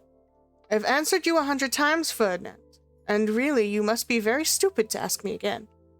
Well, repeat it, I beg of you, that I may at last believe it. Tell me for the 100th time that you refuse my love, which had your mother's sanction. Make me understand once and for all that you are trifling with my happiness, and that my life or death are nothing to you. Ah, to have dreamed for 10 years of being your husband, Mercedes, and to lose that hope, which was the only stay of my existence." "At least it was not I who ever encouraged you in that hope, Ferdinand," replied Mercedes. "You cannot reproach me with the slightest coquetry? I've always said to you, I love you as a brother, but do not ask from me more than sisterly affection, for my heart is another's. Is this not true, Ferdinand?" "Yes, that is very true, Mercedes," replied the young man. "Yes, you have been cruelly frank with me, but do you forget that it is among the Catalans a sacred law to intermarry?" You mistake, Ferdinand. It is not a law, but merely a custom, and I pray of you, do not cite this custom in your favor. You are included in the conscription, Ferdinand, and are only at liberty on sufferance, liable at any moment to be called upon to take up arms. Once a soldier, what would you do with me, a poor orphan, forlorn, without fortune, with nothing but a half-ruined hut and a few ragged nets, a miserable inheritance left by my father to my mother, and by my mother to me? She has been dead a year, and you know, Ferdinand, I have subsisted almost entirely on public charity. Sometimes you pretend I am useful to you, and that an excuse to share with me with the produce of your fishing, and I accept it, Ferdinand, because you are the son of my father's brother, because we were brought up together, and still more because it would give you so much pain if I refuse. But I feel very deeply that this fish which I go and sell, and with the produce of which I buy the flax I spin, I feel very keenly, Ferdinand, that this is charity. And if it were, Mercedes, poor and lone as you are, you suit me as well as the daughter of the first ship owner, or the richest banker of Marseilles. What do such as we desire but a good wife and careful housekeeper? And where can I look for these better than in you? Ferdinand, answered Mercedes, shaking her head. A woman becomes a bad manager, and who shall say she will remain an honest woman when she loves another man better than her husband? Rest content with my friendship, for I say once more that this is all I can promise, and I will promise no more than I can bestow. I understand, replied Ferdinand. You can endure your own wretchedness patiently, but you are afraid to share mine. Well, Mercedes, beloved by you, I would tempt fortune. You would bring me good luck, and I should become rich. I should extend my occupation as a fisherman, might get a place as clerk in a warehouse, and become in time a dealer myself. You could do no such thing, Ferdinand. You are a soldier, and if you remain at the Catalans, it is because there is no war. So remain a fisherman, and contented with my friendship, as I cannot give you more. Well, I will do better, Mercedes. I will be a sailor. Instead of the costume of our fathers, which you despise, I will wear a varnished hat, a striped shirt, and a blue jacket, with an anchor on the buttons. Would not that dress please you? What do you mean? Asked Mercedes, with an angry glance. What do you mean? I do not understand you. I mean, Mercedes, that you are thus harsh and cruel with me, because you are expecting someone who is thus attired. But perhaps he whom you await is inconstant, or if he is not, the sea is so to him. Ferdinand, cried Mercedes, I believed you were good-hearted, and I was mistaken. Ferdinand, you are wicked to call your aid jealousy and the anger of God. Yes, I will not deny it, I do await, and I do love him of whom you speak. And, if he does not return, instead of accusing him of the inconstancy which you insinuate, I will tell you that he died loving me and me only. The young girl made a gesture of rage. I understand you, Ferdinand. You would be revenged on him because I do not love you. You would cross your Catalan knife with his dirk. What end would that answer? To lose you, my friendship, if he were conquered, and see that friendship changed into hate if you were victor. Believe me, to seek a quarrel with a man is a bad method of pleasing the woman who loves that man. No, Ferdinand, you will not thus give way to evil thoughts. Unable to have me for your wife, you will content yourself with having me for your friend and sister. And besides, she added, her eyes troubled and moistened with tears, Wait, Ferdinand. You said just now that the sea was treacherous, and he has been gone 4 months. And during these 4 months there have been some terrible storms. Ferdinand made no reply, nor did he attempt to check the tears which flowed down the cheeks of Mercedes. Although for each of the tears he would have shed his heart's blood, but these tears flowed for another. He arose, paced a while up and down the hut, and then suddenly stopping before Mercedes, his eyes glowed and his hands clenched. Say, Mercedes, he said, once and for all, is this your final determination? I love Edmond Dantes, the young girl calmly replied, and none but Edmond shall ever be my husband, and you will always love him, as long as I live. Ferdinand let his head fall like a defeated man. He heaved a sigh that was like a groan, and then suddenly, looking her full in the face, with clenched teeth and expanded nostrils, said, But if he is dead, I shall die too. If he has forgotten you. Mercedes! Called a joyous voice from without. Mercedes! Ah! Exclaimed the young girl, blushing with delight, and fairly leaping in excess of love. You see, he has not forgotten me, for here he is! And rushing towards the door, she opened it, saying, Here, Edmund, here I am. Ferdinand, pale and trembling, drew back, like a traveler at the sight of a serpent, and fell into a chair beside him. Edmund and Mercedes were clasped in each other's arms. The burning Mercedes sun, which shot into the room through the open door, covered them with a flood of light. At first they saw nothing around them. Their intense happiness isolated them from all the rest of the world, and they only spoke in broken words, which are the tokens of a joy so extreme that they seem rather the expression of sorrow. Suddenly, Edmund saw the gloomy, pale, and threatening countenance of Ferdinand, as it was defined in the shadow. By a movement for which he could scarcely account to himself, the young Catalan placed his hand on the knife at his belt. "Ah, your pardon," said Dantes, frowning in his turn. "I did not perceive that there were 3 of us." Then, turning to Mercedes, he inquired, "Who is this gentleman?" "One who will be your best friend, Dantes, for he is my friend, my cousin, my brother. It is Ferdinand, the man whom, after you, Edmund, I love the best in the world. Do you not remember him?" "Yes," said Dantes, and without relinquishing Mercedes' hand clasped in one of his own, he extended the other to the Catalan with cordial air. But Ferdinand, instead of responding to this amiable gesture, remained mute and trembling. Edmund then cast his eyes scrutinizingly at the agitated and embarrassed Mercedes, and then again on the gloomy and menacing Ferdinand. This look told him all, and his anger waxed hot. "I did not know, when I came with such haste to you, that I was to meet an enemy here." "An enemy?" cried Mercedes, with an angry look at her cousin. "An enemy in my house, do you say, Edmund? If I believed that, I would place my arm under yours and go with you to Marseilles, leaving the house to return to it no more." Ferdinand's eyes darted lightning.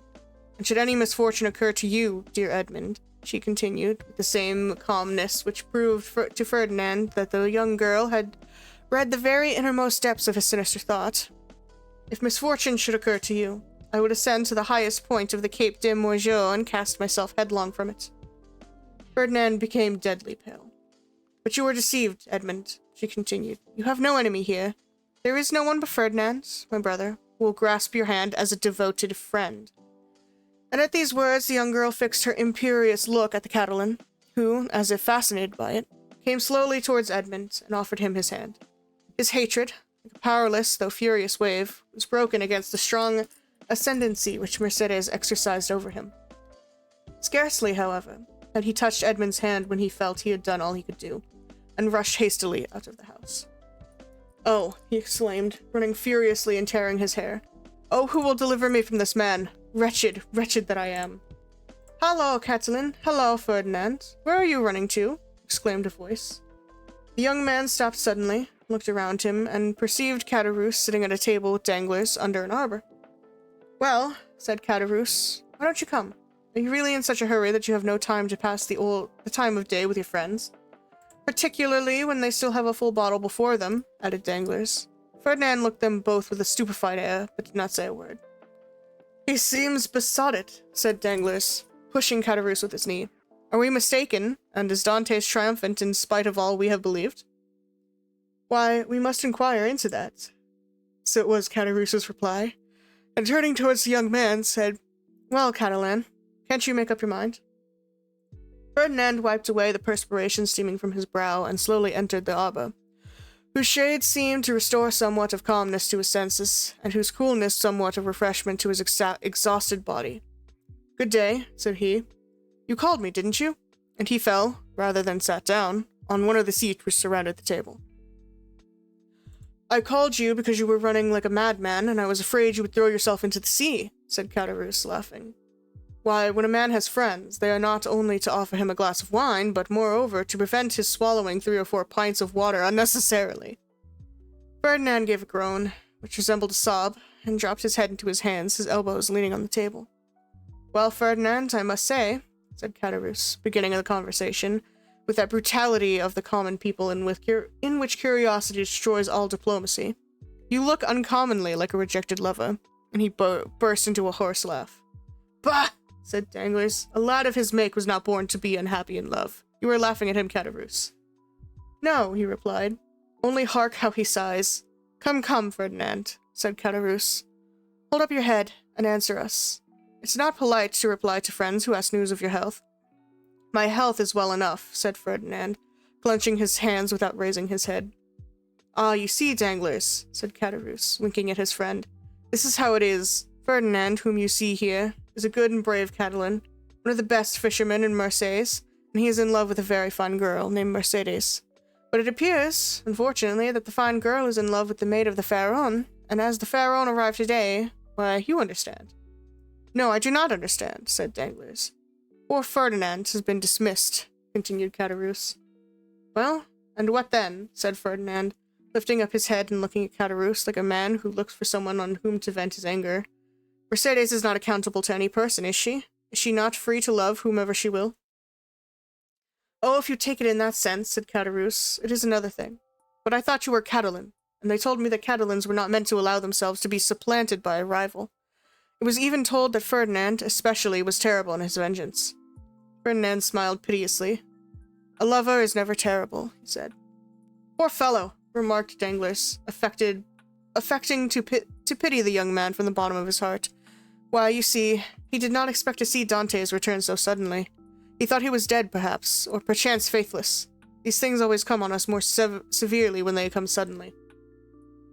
Under any circumstances, said Caderousse, who drank as he spoke, and on whom the fumes of the wine began to take effect. Under any circumstances, Ferdinand is not the only person put out by the fortunate arrival of Dante's, is he, Danglars? No, you are right, and I should say that would bring him ill luck.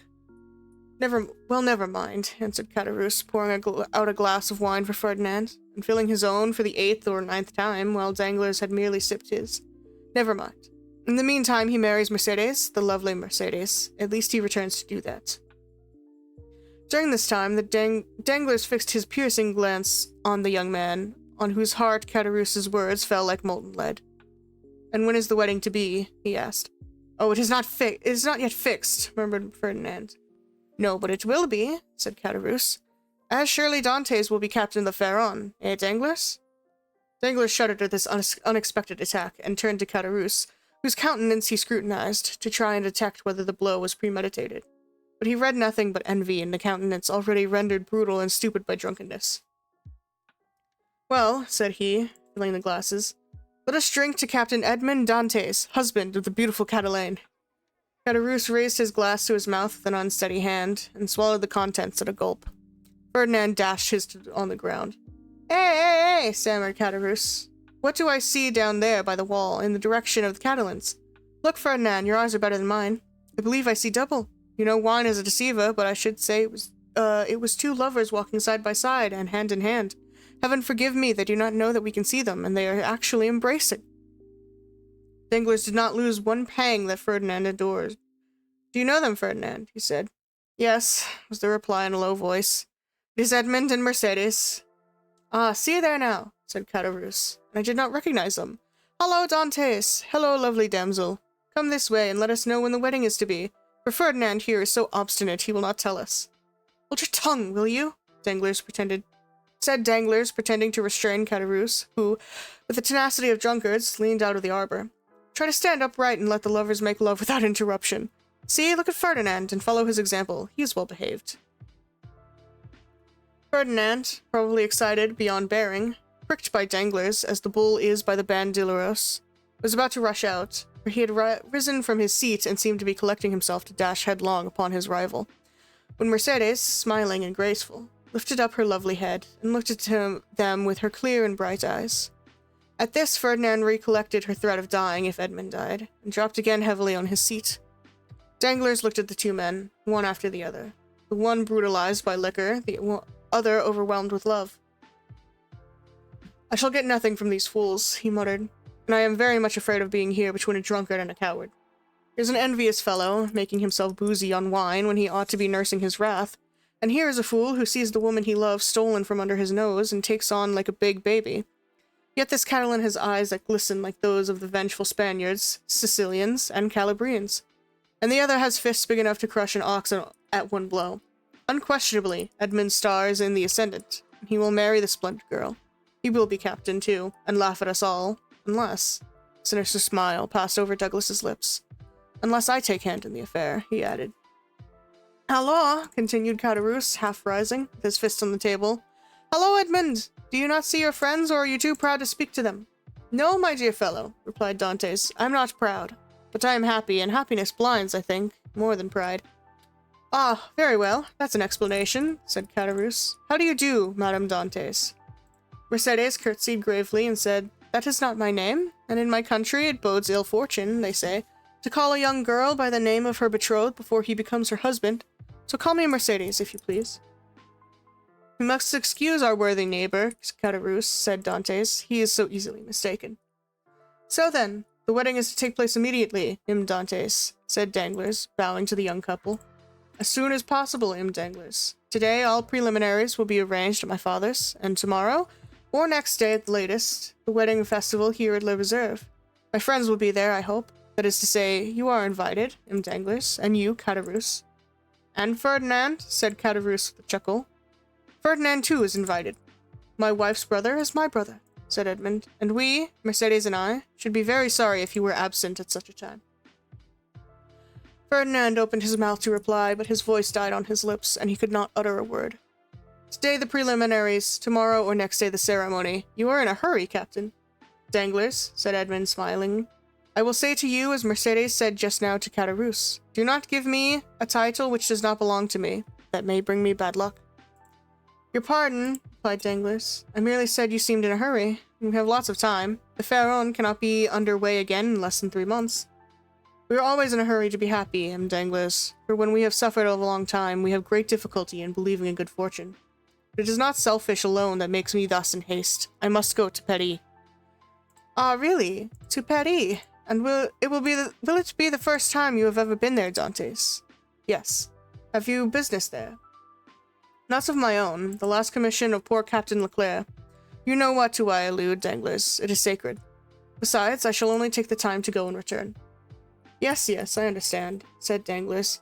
And then in a low tone he added, "To Petty, no doubt to deliver the letter which the Grand Marshal gave him. Ah, this letter gives me an idea. A capital idea. Ah, Dantes, my friend, you are not yet registered number 1 on board the good ship Pharaon." Then turning towards Edmund, who was walking away, "A pleasant journey," he cried. "Thank you," said Edmund, with a friendly nod. And the two lovers continued their way, as calm and joyous as if they were the very elect of heaven.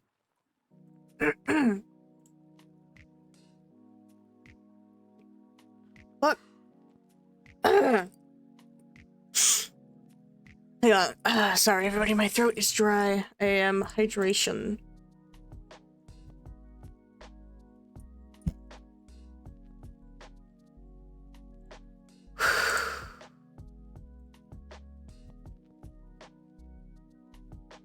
Okay.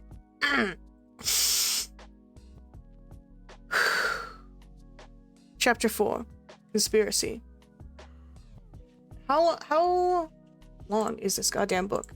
I mean, I know this book is long, but this is volume 1 of, like, many. I don't know how many chapters are in volume 1. Let me look this up really quickly.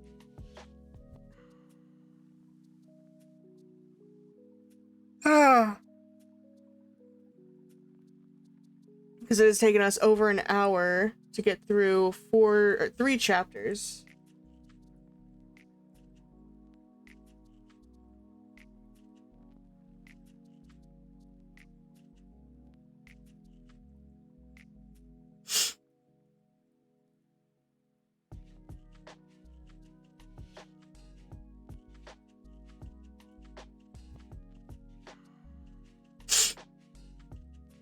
Let's see.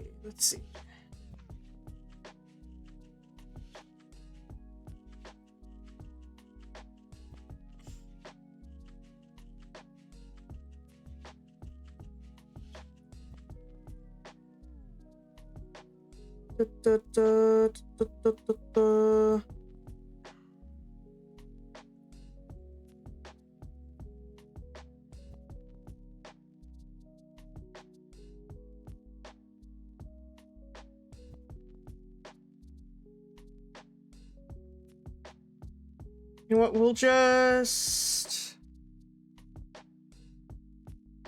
Can I duplicate this tab? Duplicate tab. Let's see. Sorry for the flashbang, everybody. Let me see. Oh lord, there's 27 chapters in volume 1. I think we'll get past chapter 4 and then call it for the night. Does that sound good to everybody? This is a big fucking book.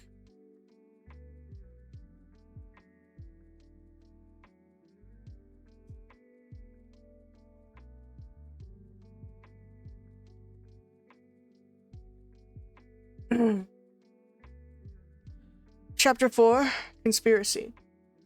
Danglers followed Edmund and Mercedes with his eyes until the two lovers disappeared behind one of the angles of Fort St. Nicholas. Then, turning round, he perceived Ferdinand, who had fallen, pale and trembling, into his chair, while Caderousse stammered at the words of a drinking song. "Well, my dear sir," said Danglers to Ferdinand, "here is a marriage which does not appear to make everybody happy." "It drives me to despair," said Ferdinand. "Do you, then, love Mercedes?" "I adore her." "For how long?" As long as I have known her, always." "And you sit here, tearing your hair, instead of seeking to remedy your condition. I did not think that was the way of your people." "What would you have me do?" said Ferdinand. "How do I know? Is it my affair? I am not in love with Mademoiselle Mercedes. But for you, in the words of the gospel, seek and you shall find. I have found already." "What?" "I would stab the man. The woman told me that if any misfortune happened to her betrothed, she would kill herself." "Huh! Women say these things but never do them. You do not know Mercedes. What she threatens she will do." "Idiot," muttered Danglers. "Whether she kill herself or not, what matter, provided Dantes is not captain?" "Before Mercedes should die," replied Ferdinand, with accents of unshaken resolution, "I would die myself." "That's what I call love," said Caderousse, with a voice more tipsy than ever. "That's love, or I don't know what love is. I don't know why I went Russian there. The fuck?"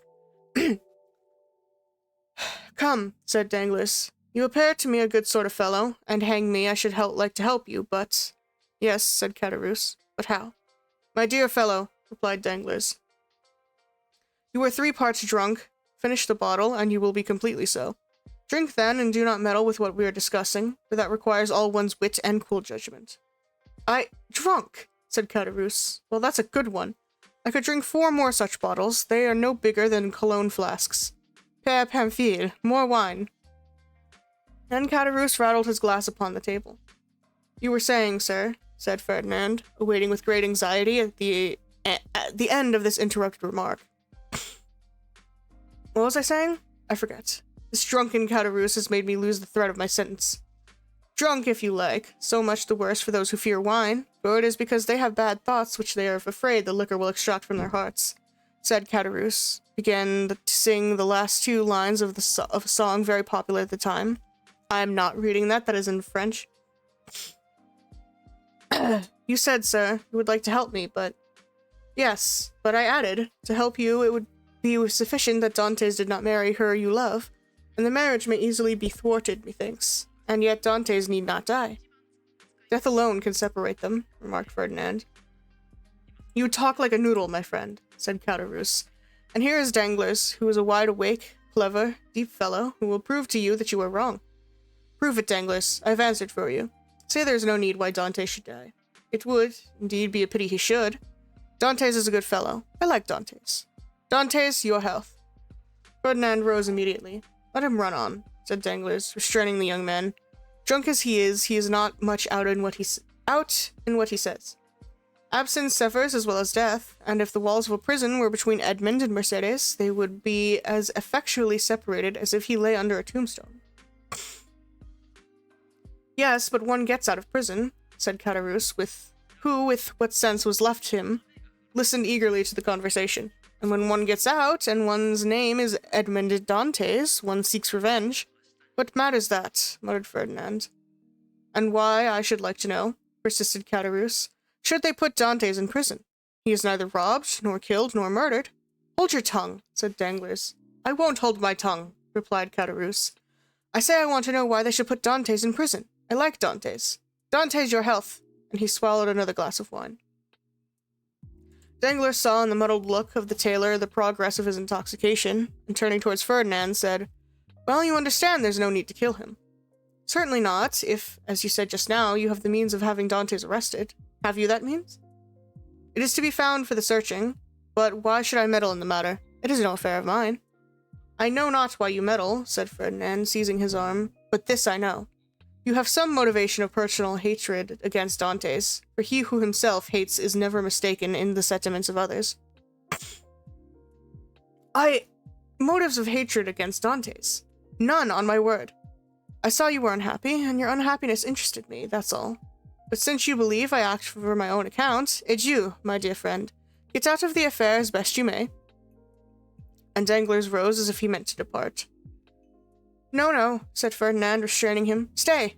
It is of very little consequence to me at the end of the matter whether you have any angry feeling or not against Dantes. I hate him. I confess it openly. Do you find the means? I will execute it, provided it is not to kill the man, for Mercedes has declared she will kill herself if Dantes is killed." Caderousse, who had let his head drop on the table, now raised it, looking at Ferdinand with his dull and fishy eyes. He said, "Kill Dantes? Who talks of killing Dantes? I won't have him killed, I won't. He's my friend, and this morning offered to share his money with me, as I shared in mine with him. I won't have Dantes killed, I won't." "And who has said a word about killing him, Muddlehead?" replied Danglars. "We were merely joking. Drink to his health," he added, filling Caderousse's glass, "and do not interfere with us." "Yes, yes, Dante's good health," said Caderousse, emptying his glass. "Here's to his health! His health, hurrah!" "But the means?" "The means?" said Ferdinand. "Have you not hit upon any?" asked Danglars. "No, you undertook to do so." "True," replied Danglars. "The French have the superiority over the Spaniards, that the Spaniards ruminate, while the French invent." "Do you invent, then?" said Ferdinand impatiently. "Waiter," said Danglars. "Pen, ink, and paper." "Pen, ink, and paper," muttered Ferdinand. "Yes, I am a supercargo. Pen, ink, and paper are my tools, and without my tools I am fit for nothing." "Pen, ink, and paper, then," called Ferdinand loudly. "There's what you want on that table," said the waiter. "Bring them here." The waiter did as he was desired. "When one thinks," said Caderousse, letting his hand drop on the paper, "there is here..." Right now.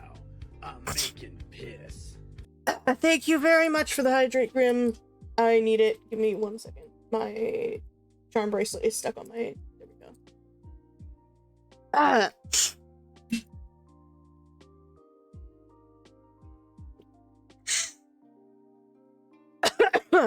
But, thank you. I kind of forgot water existed for a minute.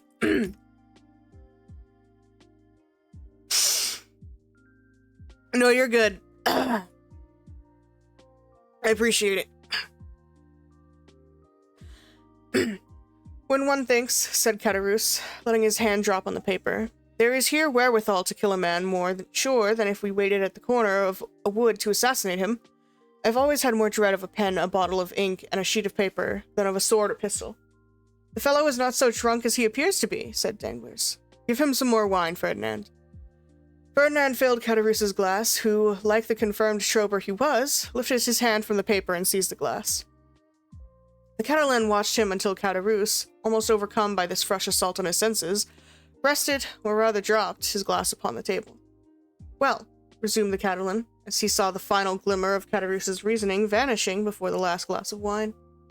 "Well then, I should say, for instance," resumed Danglars, "that if after a voyage such as Dantes has just made, in which he touched at the island of Elba, someone were to denounce him to the king's procureur as a Bonapartist agent..."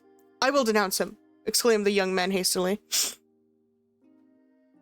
"Yes, but they will make you then sign your declaration, and confront you with him you have denounced. I will supply you with the means of supporting your accusation, for I know the fact well. But Dantes cannot remain forever in prison, and one day or other he will leave it, and the day when he comes out, woe betide him who was the cause of his incarceration. Oh, I should wish nothing better than that he would come and seek a quarrel with me. Yes, and Mercedes. Mercedes, who will detest you if you have only the misfortune to scratch the skin of her dearly beloved Edmund." "True," said Ferdinand.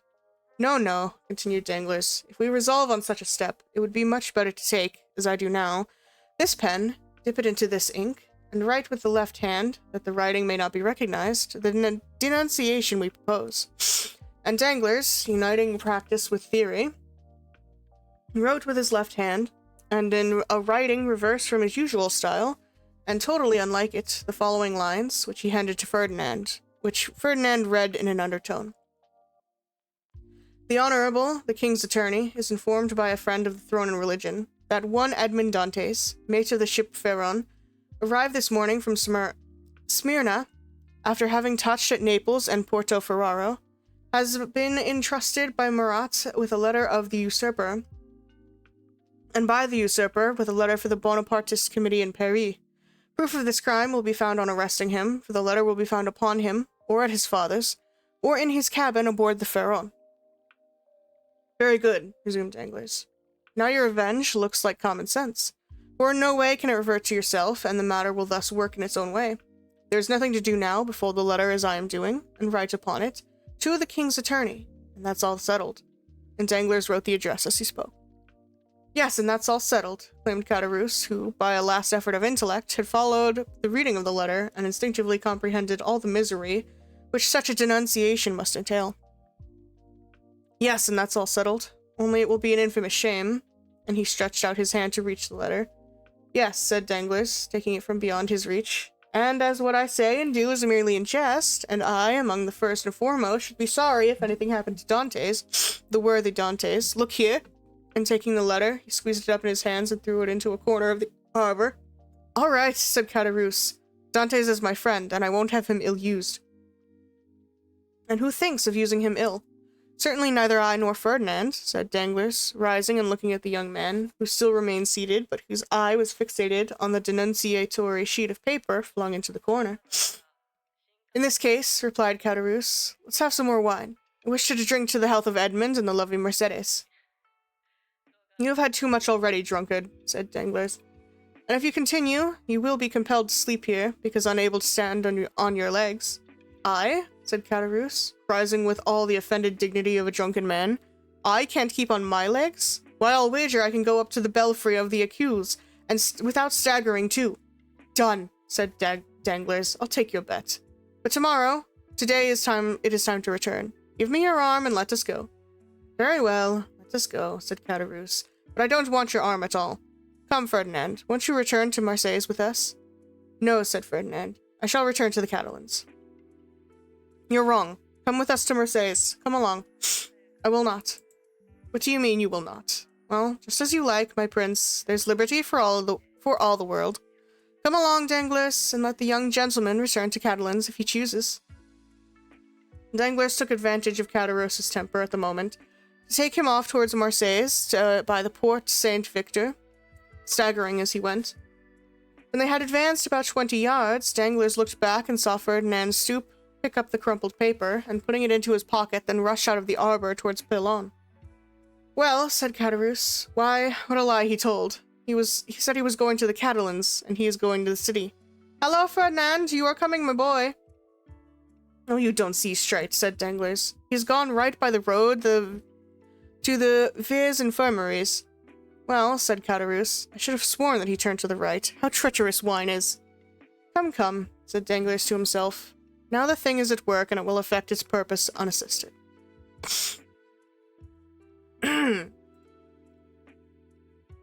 I will say these chapters are pretty short, so I think we can get, I think we'll get past chapter 5 and then call it.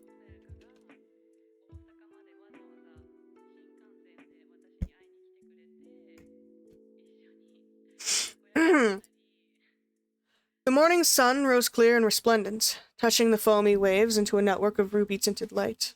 The feast had been made ready on the second floor at Le Reserve, with whose arbor the reader is already familiar. The apartment destined for the purpose was spacious and lightened by a number of windows, over each of which was written in golden letters, for some inexplicable reason, the name of one of the principal cities of France. Beneath these windows, a wooden balcony extended the entire length of the house. And although the entertainment was fixed for 12 o'clock, an hour previous to that time the balcony was filled with impatient and expectant guests, consisting of the favored part of the crew of the Pharaon, and other personal friends of the bridegroom, the whole of whom had arrayed themselves in their choicest costumes, in order to do greater honor to the occasion. Various rumors were afloat to the effect that the owners of the Pharaon had promised to attend the nuptial feast, but all seemed unanimous in doubting that an act of such rare and exceeding condescension could possibly be intended. Danglars, however, who now made his appearance, accompanied by Caderousse, effectually confirmed the report, stating that he had recently conversed with Immoral, who had himself assured him of his intention to dine at La Reserve. In fact, a moment later, Immoral appeared and was saluted with an enthusiastic burst of applause from the crew of the Pharaon, who hailed the visit of the ship owner as a sure indication that the man whose wedding feast he thus delighted to honor would ere long be first in command of the ship. And as Dantes was universally beloved on board his vessel, the sailors put no restraint on their tumultuous joy at finding that the opinion and choice of the superiors so exactly coincided with their own. With the entrance of Immoral, Danglars and Caderousse were dispatched in search of the bridegroom to convey to him the intelligence of the arrival of the important personage whose coming had created such a lively sensation, and to beseech him to make haste. Danglars and Caderousse set off upon their errand at full speed, but ere they had gone many steps they perceived a group advancing towards them, composed of the betrothed pair, a party of young girls in attendance on the bride, by whose side walked Dante's father, the whole brought up by Ferdinand, whose lips wore their usual sinister smile. Neither Mercedes nor Edmund observed the strange expressions of his countenance. They were so happy that they were conscious only of the sunshine and the presence of each other. Having acquitted themselves of their errand and exchanged a hearty shake with the hand of Edmund, Danglars and Caderousse took their places beside Ferdinand and old Dantes, the latter of whom attracted universal notice.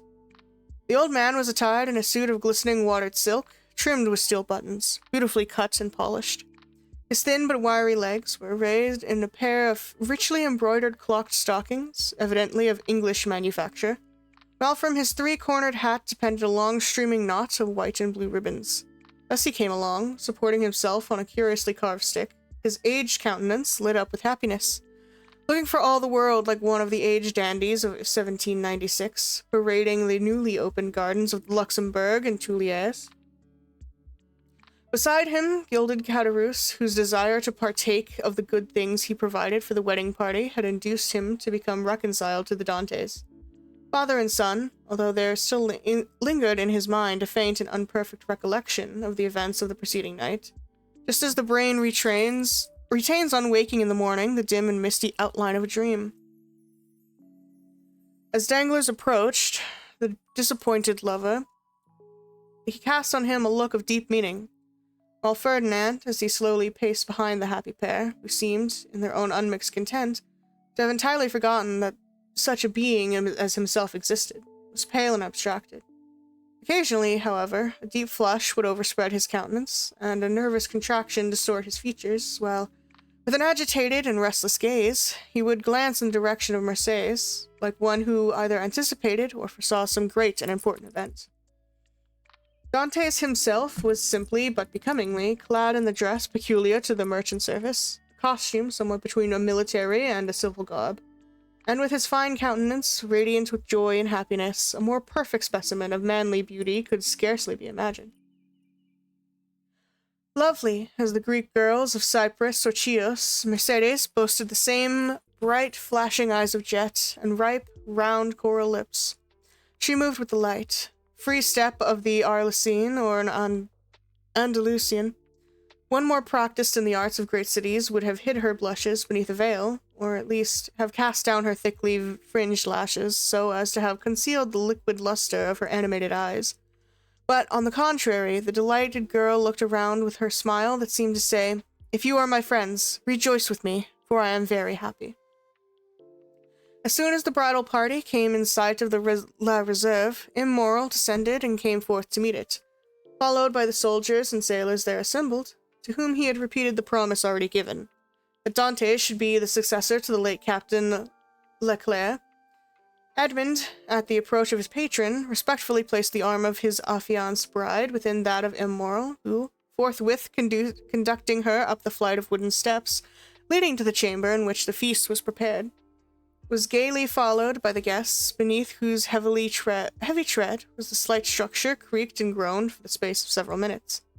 "Father," said Mercedes, stopping when she had reached the center of the table. "Sit, I pray you, on my right hand. On my left I will place him who has ever been as a brother to me," pointing with a soft and gentle smile to Ferdinand.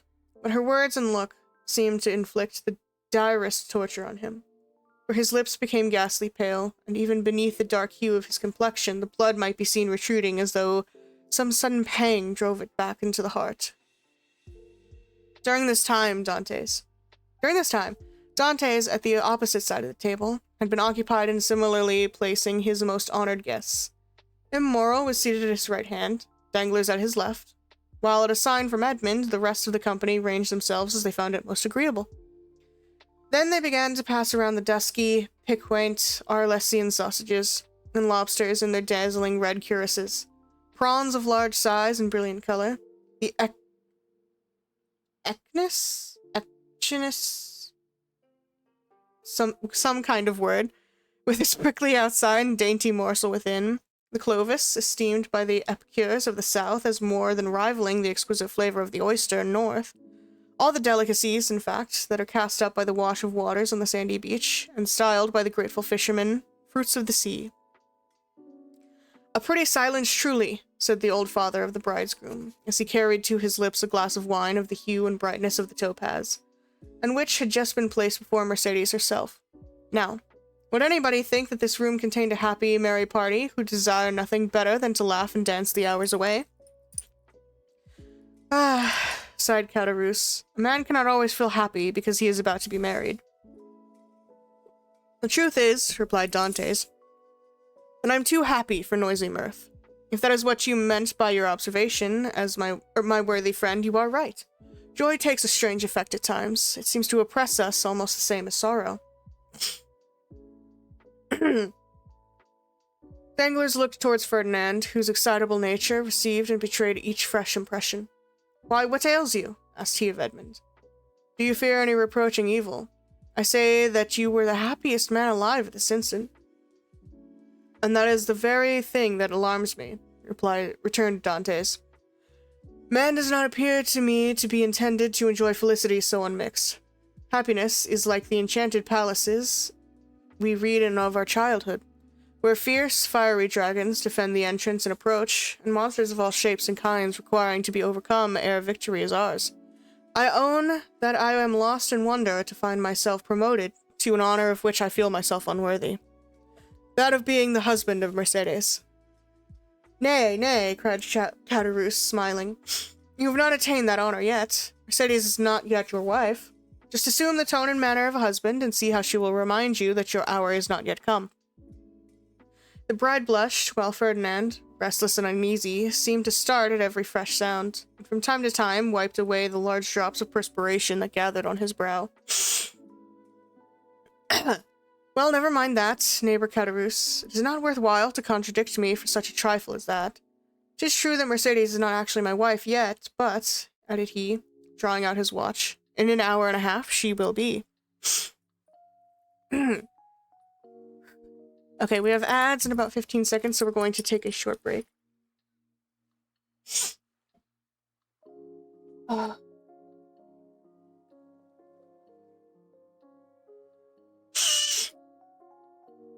Oh, my fucking sinuses.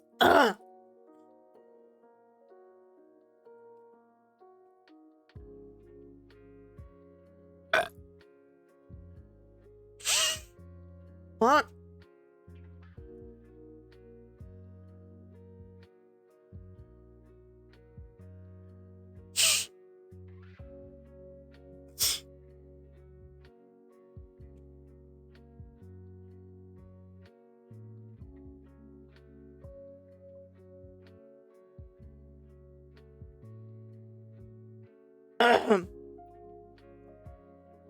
I am finding this book so far interesting. It's got my attention. It's got my attention for sure. I am excited to see where it goes. I hope everybody else is still vibing as well.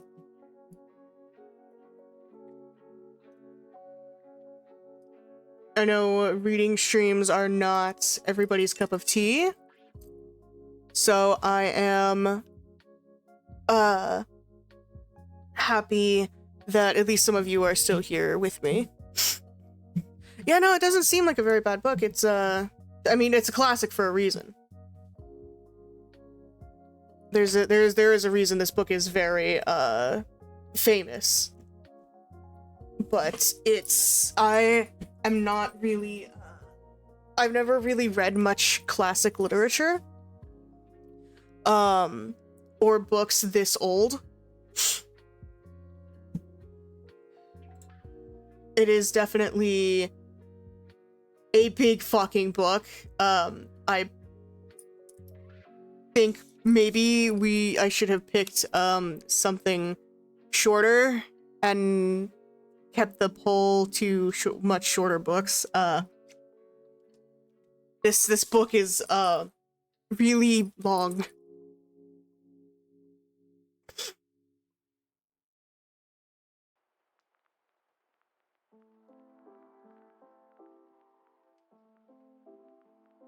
Let's see, how many pages is this book?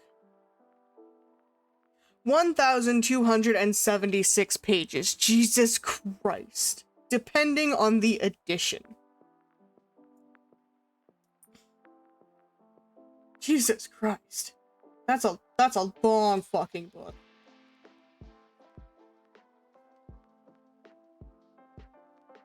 The abridged version is still 400 pages.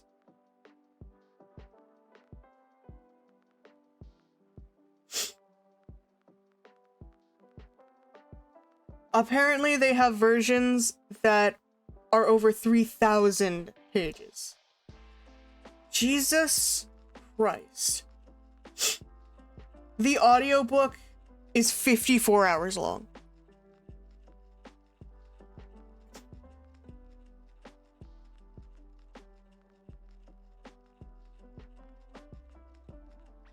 Okay, the 3,000 page version is larger font with margins.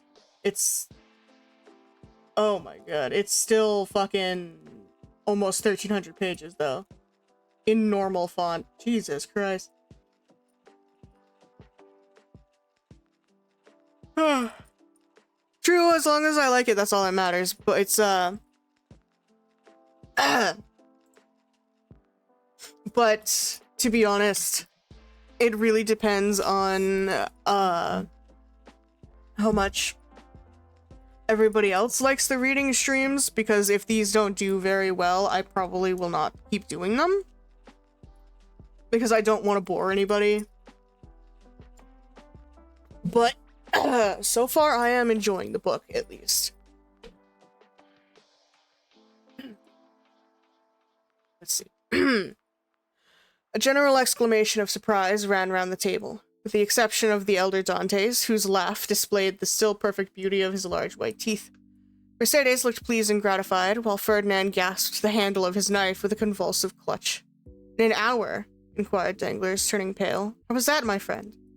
"Why, thus it is," replied Dantes. "Thanks to the influence of Immoral, to whom, next to my father, I owe every blessing I enjoy, every difficulty has been removed. We have purchased permission to waive the usual delay, and at 2:30 o'clock the mayor of Marseilles will be waiting for us at the city hall. Now, as 1:15 has already struck, I do not consider I have asserted too much in saying that in another hour and 30 minutes, Mercedes will have become Madame Dantes." Ferdinand closed his eyes. A burning sensation passed across his brow, as he was compelled to support himself by the table to prevent his falling from his chair. But in spite of all his efforts, he could not refrain from uttering a deep groan, which, however, was lost amid the noisy felicitations of the company. "Upon my word," cried the old man, "you make short work of this kind of affair. Arrived here only yesterday morning, and married today at 3 o'clock. Commend me to a sailor for going the quick way to work." "But," asked Danglars in a timid tone, "how did you manage about the other formalities, the contract, the settlement?" "The contract," answered Dantes laughingly. "It didn't take long to fix that. Mercedes has no fortune. I have none to settle on her. So you see, our papers were quickly written out, and certainly do not come very expensive." This joke elicited a fresh burst of applause. so that what we presume to be merely the betrothal feast turns out to be the actual wedding dinner, said Danglars. No, no, answered Dantes. Don't imagine I'm going to put you off in that shabby manner. Tomorrow morning I start for Paris, 4 days to go, and the same to return, with 1 day to discharge the commission entrusted to me. Is all the time I shall be absent. I shall be back here by the 1st of March, and on the 2nd I give my real marriage feast. This prospect of fresh festivity redoubled the hilarity of the guest to such a degree that the elder Dantes, who, at the commencement of the repast, had commented upon the silence that prevailed, now found it difficult, amid the general din of voices, to obtain a moment's of tranquillity in which to drink to the health and prosperity of the bride and groom. Dantes, perceiving the affectionate eagerness of his father, responded by a look of grateful pleasure, while Mercedes glanced at the clock and made an expressive gesture to Edmund. Around the table reigned that noisy hilarity which usually prevails at such a time among people sufficiently free from the demands of social position not to feel the trammels of etiquette. Such as at the commencement of the repast had not been able to seat themselves according to their inclination, rose unceremoniously and sought out more agreeable companions. Everybody talked at once, without waiting for a reply, and each one seemed to be contented with expressing his or her own thoughts. Ferdinand's paleness appeared to have communicated itself to Danglars. As for Ferdinand himself, he seemed to be enduring the tortures of the damned, unable to rest. He was among the first to quit the table, and, as though seeking to avoid the hilarious mirth that rose in such deafening sounds, he continued, in utter silence, to pace the farther end of the salon. Caderousse approached him just as Danglars, whom Ferdinand seemed most anxious to avoid, had joined him in a corner of the room. "Upon my word," said Caderousse, from whose mind the friendly treatment of Dantes, united with the effect of the excellent wine he had partaken of, had effaced every feeling of envy or jealousy at Dantes' good fortune. "Upon my word, Dantes is a downright good fellow, and when I see him sitting there beside his pretty wife that is so soon to be, I cannot help thinking it would have been a great pity to have served him that trick you were planning yesterday." "Oh, there was no harm meant," answered Danglars. "At first I certainly did feel somewhat uneasy as to what Ferdinand might be tempted to do, but when I saw how completely he had mastered his feelings, even so far as to become one of his rival's attendants, I knew there was no further cause for apprehension." Caderousse looked full at Ferdinand, who was ghastly pale. "Certainly," continued Danglars, "the sacrifice was no trifling one, when the beauty of the bride is concerned. Upon my soul, that future captain of mine is a lucky dog. Gad, I only wish he would let me take his place." "Shall we not set forth?" asked the sweet, silvery voice of Mercedes. 2 o'clock has just struck, and you know we are expected at in a quarter of an hour." To be sure, cried Dantes, eagerly quitting the table. "Let us go directly." His words were re-echoed by the whole party, with vociferous cheers. At this moment, Danglars, who had been incessantly observing every change in Ferdinand's look and manner, saw him stagger and fall back, with an almost convulsive spasm, against a seat placed near one of the open windows. At the same instant, his ear caught a sort of distinct sound on the stairs, followed by the measured tread of soldiery, with the clanking of swords and military accoutrements. Then came a hum and buzz as of many voices, so as to deaden even the noisy mirth of the bridal party, among whom a vague feeling of curiosity and apprehension quelled every disposition to talk, and almost instantaneously the most death-like stillness prevailed. The sounds drew nearer. 3 blows were struck upon the panel of a door. The company looked at each other in consternation. "I demand admittance," said a loud voice outside the room, "in the name of the law." As no attempt was made to prevent it, the door was opened, and a magistrate, wearing his official scarf, presented himself, followed by 4 soldiers and a corporal. Uneasiness now yielded the most extreme dread on the part of those present. "May I venture to inquire the reason of this unexpected visit?" said M. Morrow, addressing the magistrate, whom he evidently knew. "There is doubtless some mistake easily explained." "If it be so," replied the magistrate, "rely upon every reparation being made. Meanwhile, I am the bearer of an order of arrest, and although I most reluctantly perform the task assigned me, it must, nevertheless, be fulfilled. Whom among the persons here assembled answers to the name of Edmond Dantes?" Every eye was turned towards the young man, who, spite of the agitation he could not but feel, advanced with dignity, and said in a firm voice, "I am he. What is your pleasure with me?" "Edmond Dantes," replied the magistrate, "I arrest you in the name of the law." "Me!" repeated Edmund, slightly changing color. And wherefore, I pray? I cannot inform you, but you will be duly acquainted with the reasons that have been rendered such a step necessary at the preliminary examination. Immoral felt that further resistance or remonstrance was useless. He saw before him an officer delegated to enforce the law, and perfectly well knew that it could be as unavailing to seek pity from a magistrate, decked with his official scarf, as to address a petition to some cold marble effigy. Old Dantes, however, sprang forward. There are situations which the heart of a father or a mother cannot be made to understand. He prayed and supplicated in terms so moving that even the officer was touched, and although firm in his duty, he kindly said, "My worthy friend, let me beg of you to calm your apprehensions. Your son has probably neglected some prescribed form or attention in registering his cargo, and it is more than probable he will be set at liberty directly he is given the information required, whether touching the health of his crew or the value of his freight." "What is the meaning of all of this?" inquired Caderousse, frowningly, of Danglars, who had assumed an air of utter surprise. "How can I tell you?" he replied. "I am, like yourself, utterly bewildered at all that is going on, and cannot in the least make out what it is about." Caderousse then looked around for Ferdinand, but he had disappeared. The scene of the previous night now came back to his mind with startling clearness. The painful catastrophe he had just witnessed appeared effectually to have rent away the veil which the intoxication of the evening before he had raised himself and his memory. So, said he, in a hoarse and choking voice to Danglars. "This, then, I suppose, is a part of the trick you were concerting yesterday? All I can say is that if it be so, 'tis an ill turn, and well deserves to bring double evil on those who have projected it." "Nonsense," returned Danglars. "I tell you again I have nothing whatever to do with it. Besides, you know very well that I tore the paper to pieces." "No, you did not," answered Caderousse. "You merely threw it by. I saw it lying in a corner." "Hold your tongue, you fool. What should you know about it? Why, you were drunk." "Where's Ferdinand?" inquired Caderousse. "How do I know?" replied Danglars. "Gone, as every prudent man ought to be, to look after his own affairs, most likely. Never mind where he is. Let you and I go and see what is to be done for our poor friends."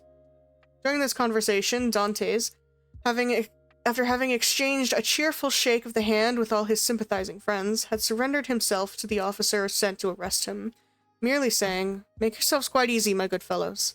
There is some little mistake to clear up, that's all, depend upon it. And very likely I may not have to go so far as the prison to effect that." "Oh, to be sure," responded Danglars, who had now approached the group. "Nothing more than a mistake, I feel quite certain." Dantes ascended the staircase, preceded by the magistrate, and followed by the soldiers. A carriage awaited him at the door. He got in, followed by two soldiers and the magistrate, and the vehicle drove off towards Mercedes.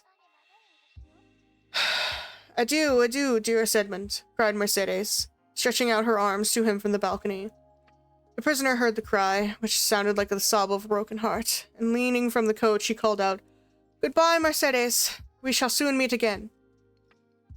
Then the vehicle disappeared round one of the turnings of Fort St. Nicholas. "Wait for me here, all of you," cried Immoral.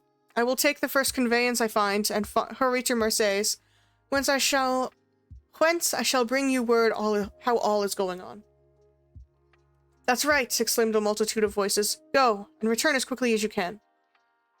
This second departure was followed by a long and fearful state of terrified silence on the part of those who were left behind. The old father and Mercedes remained for some time apart, each absorbed in grief, but at length the two poor victims of the same blow raised their eyes, and with a simultaneous burst of feeling rushed into each other's arms. Meanwhile, Ferdinand made his appearance, poured out for himself a glass of water with a trembling hand, then hastily swallowing it, went to sit down at the first vacant place, and this was, by mere chance, placed next to the seat on which poor Mercedes had fallen half fainting, when released from the warm and affectionate embrace of old Dantes. Instinctively, Ferdinand drew back his chair. "He is the cause of all this misery, I am quite sure of it," whispered Caderousse, who had never taken his eyes off Ferdinand to Danglars. "I don't think so," answered the other. "He's too stupid to imagine such a scheme. I only hope the mischief will fall upon the head of whoever wrought it." "You don't mention those who aided and abetted the deed," said Caderousse. "Surely," answered Danglars. "One cannot be held responsible for every chance arrow shot into the air." "You can indeed when the arrow lights point downward on somebody's head. Meantime, the subject of the arrest was being canvassed in every different form. "What think you, Danglers?" so was said one of the party, turning towards him, "of this event?" "Why," replied he, "I think it's just possible Dantes may have been detected with some trifling article on board ship to consider here as contraband. But how could he have done so without your knowledge, Danglers, since you are the ship's supercargo?" "Why, as for that, I could only know what I was told respecting the merchandise with which the vessel was laden. I know she was loaded with cotton, and that she took in her freight at Alexandria from Pastret's warehouse, and at Smyrna from Pascal's. That is all I was obliged to know, and I beg I may not be asked for any further particulars." "Now I recollect," said the afflicted old father. "My poor boy told me yesterday he had got a small case of coffee and another of tobacco for me." "There, you see," exclaimed Danglers. "Now the mischief is out. Depend upon it, the custom house people went rummaging about the ship in our absence, and discovered poor Dante's hidden treasures." Mercedes, however, paid no heed to the explanation of her lover's arrest. Her grief, which she had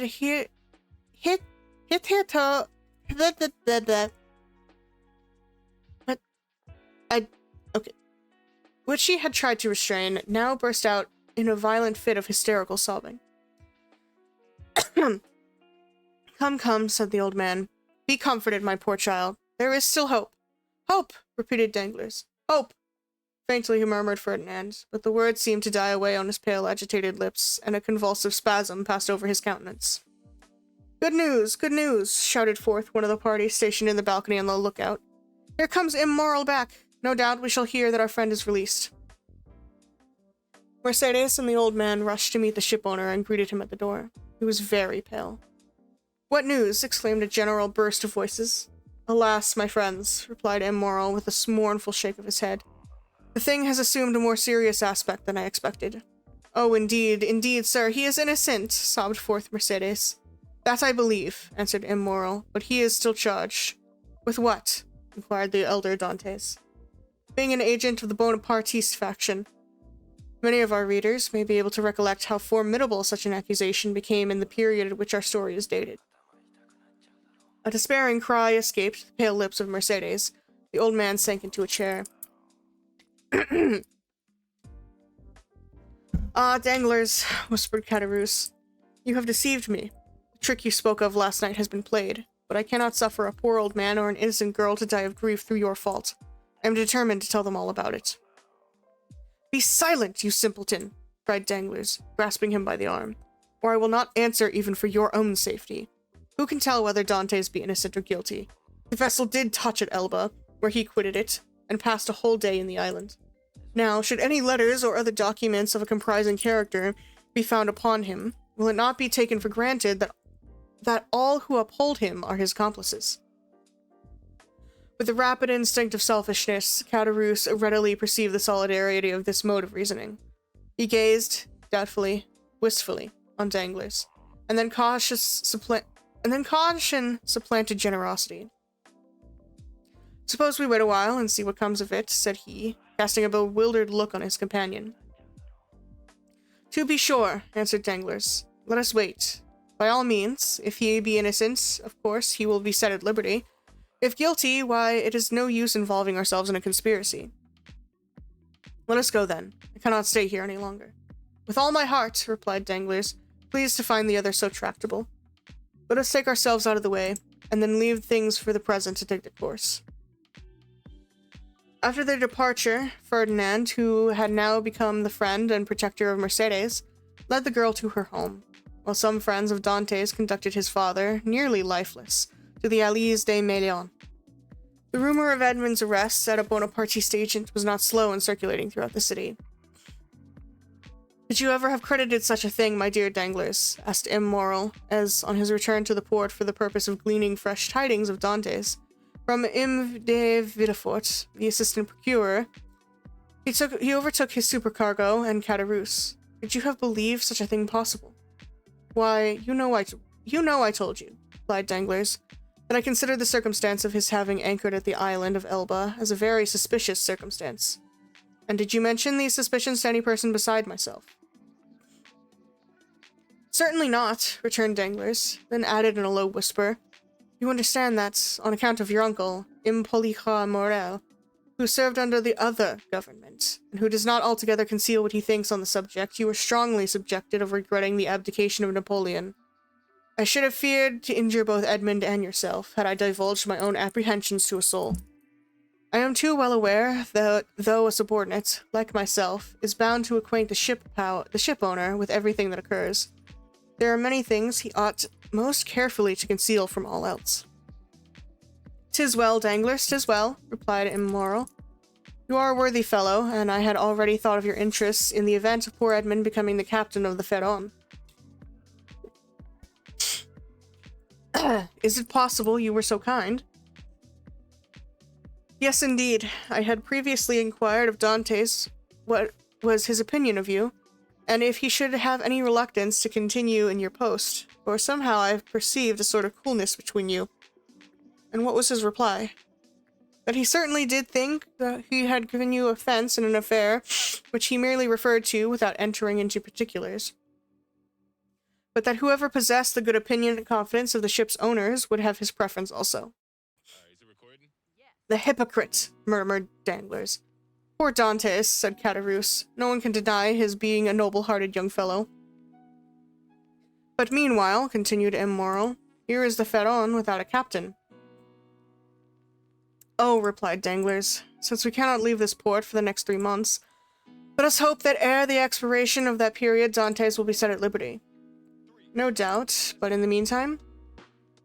"I am entirely at your service, Immoral," answered Danglers.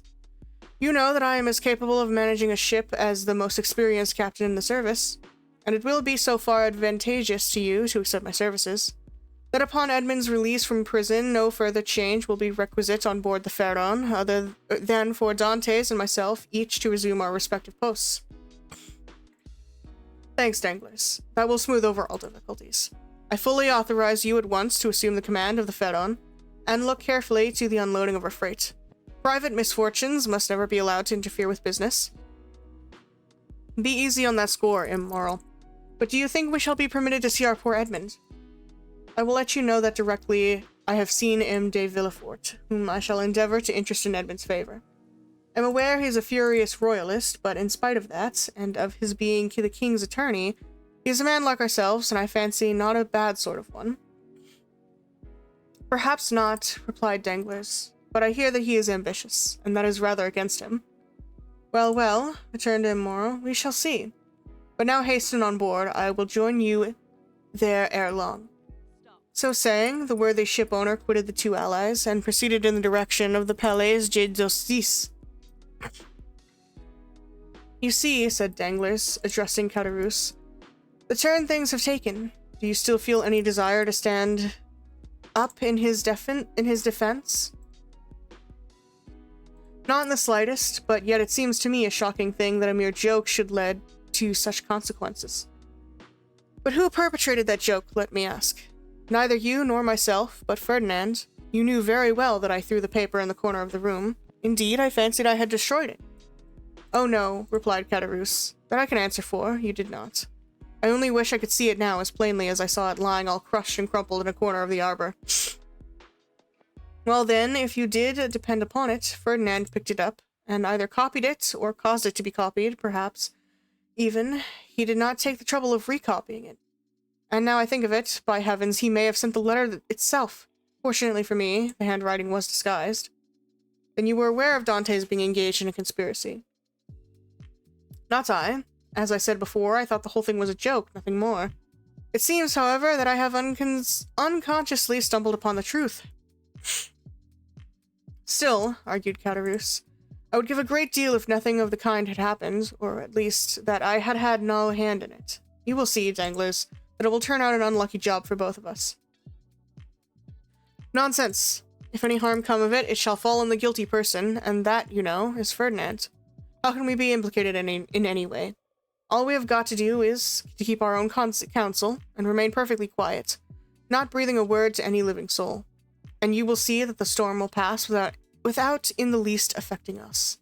"Amen," responded Caderousse, waving his hand in token of adieu to Danglers.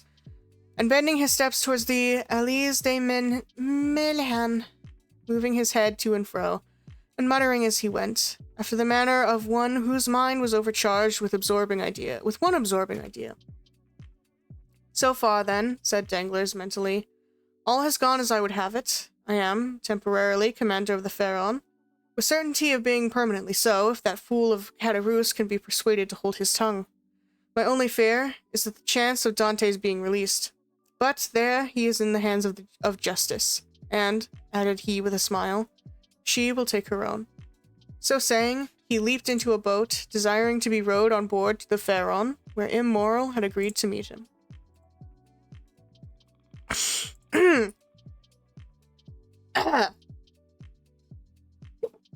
Fuck.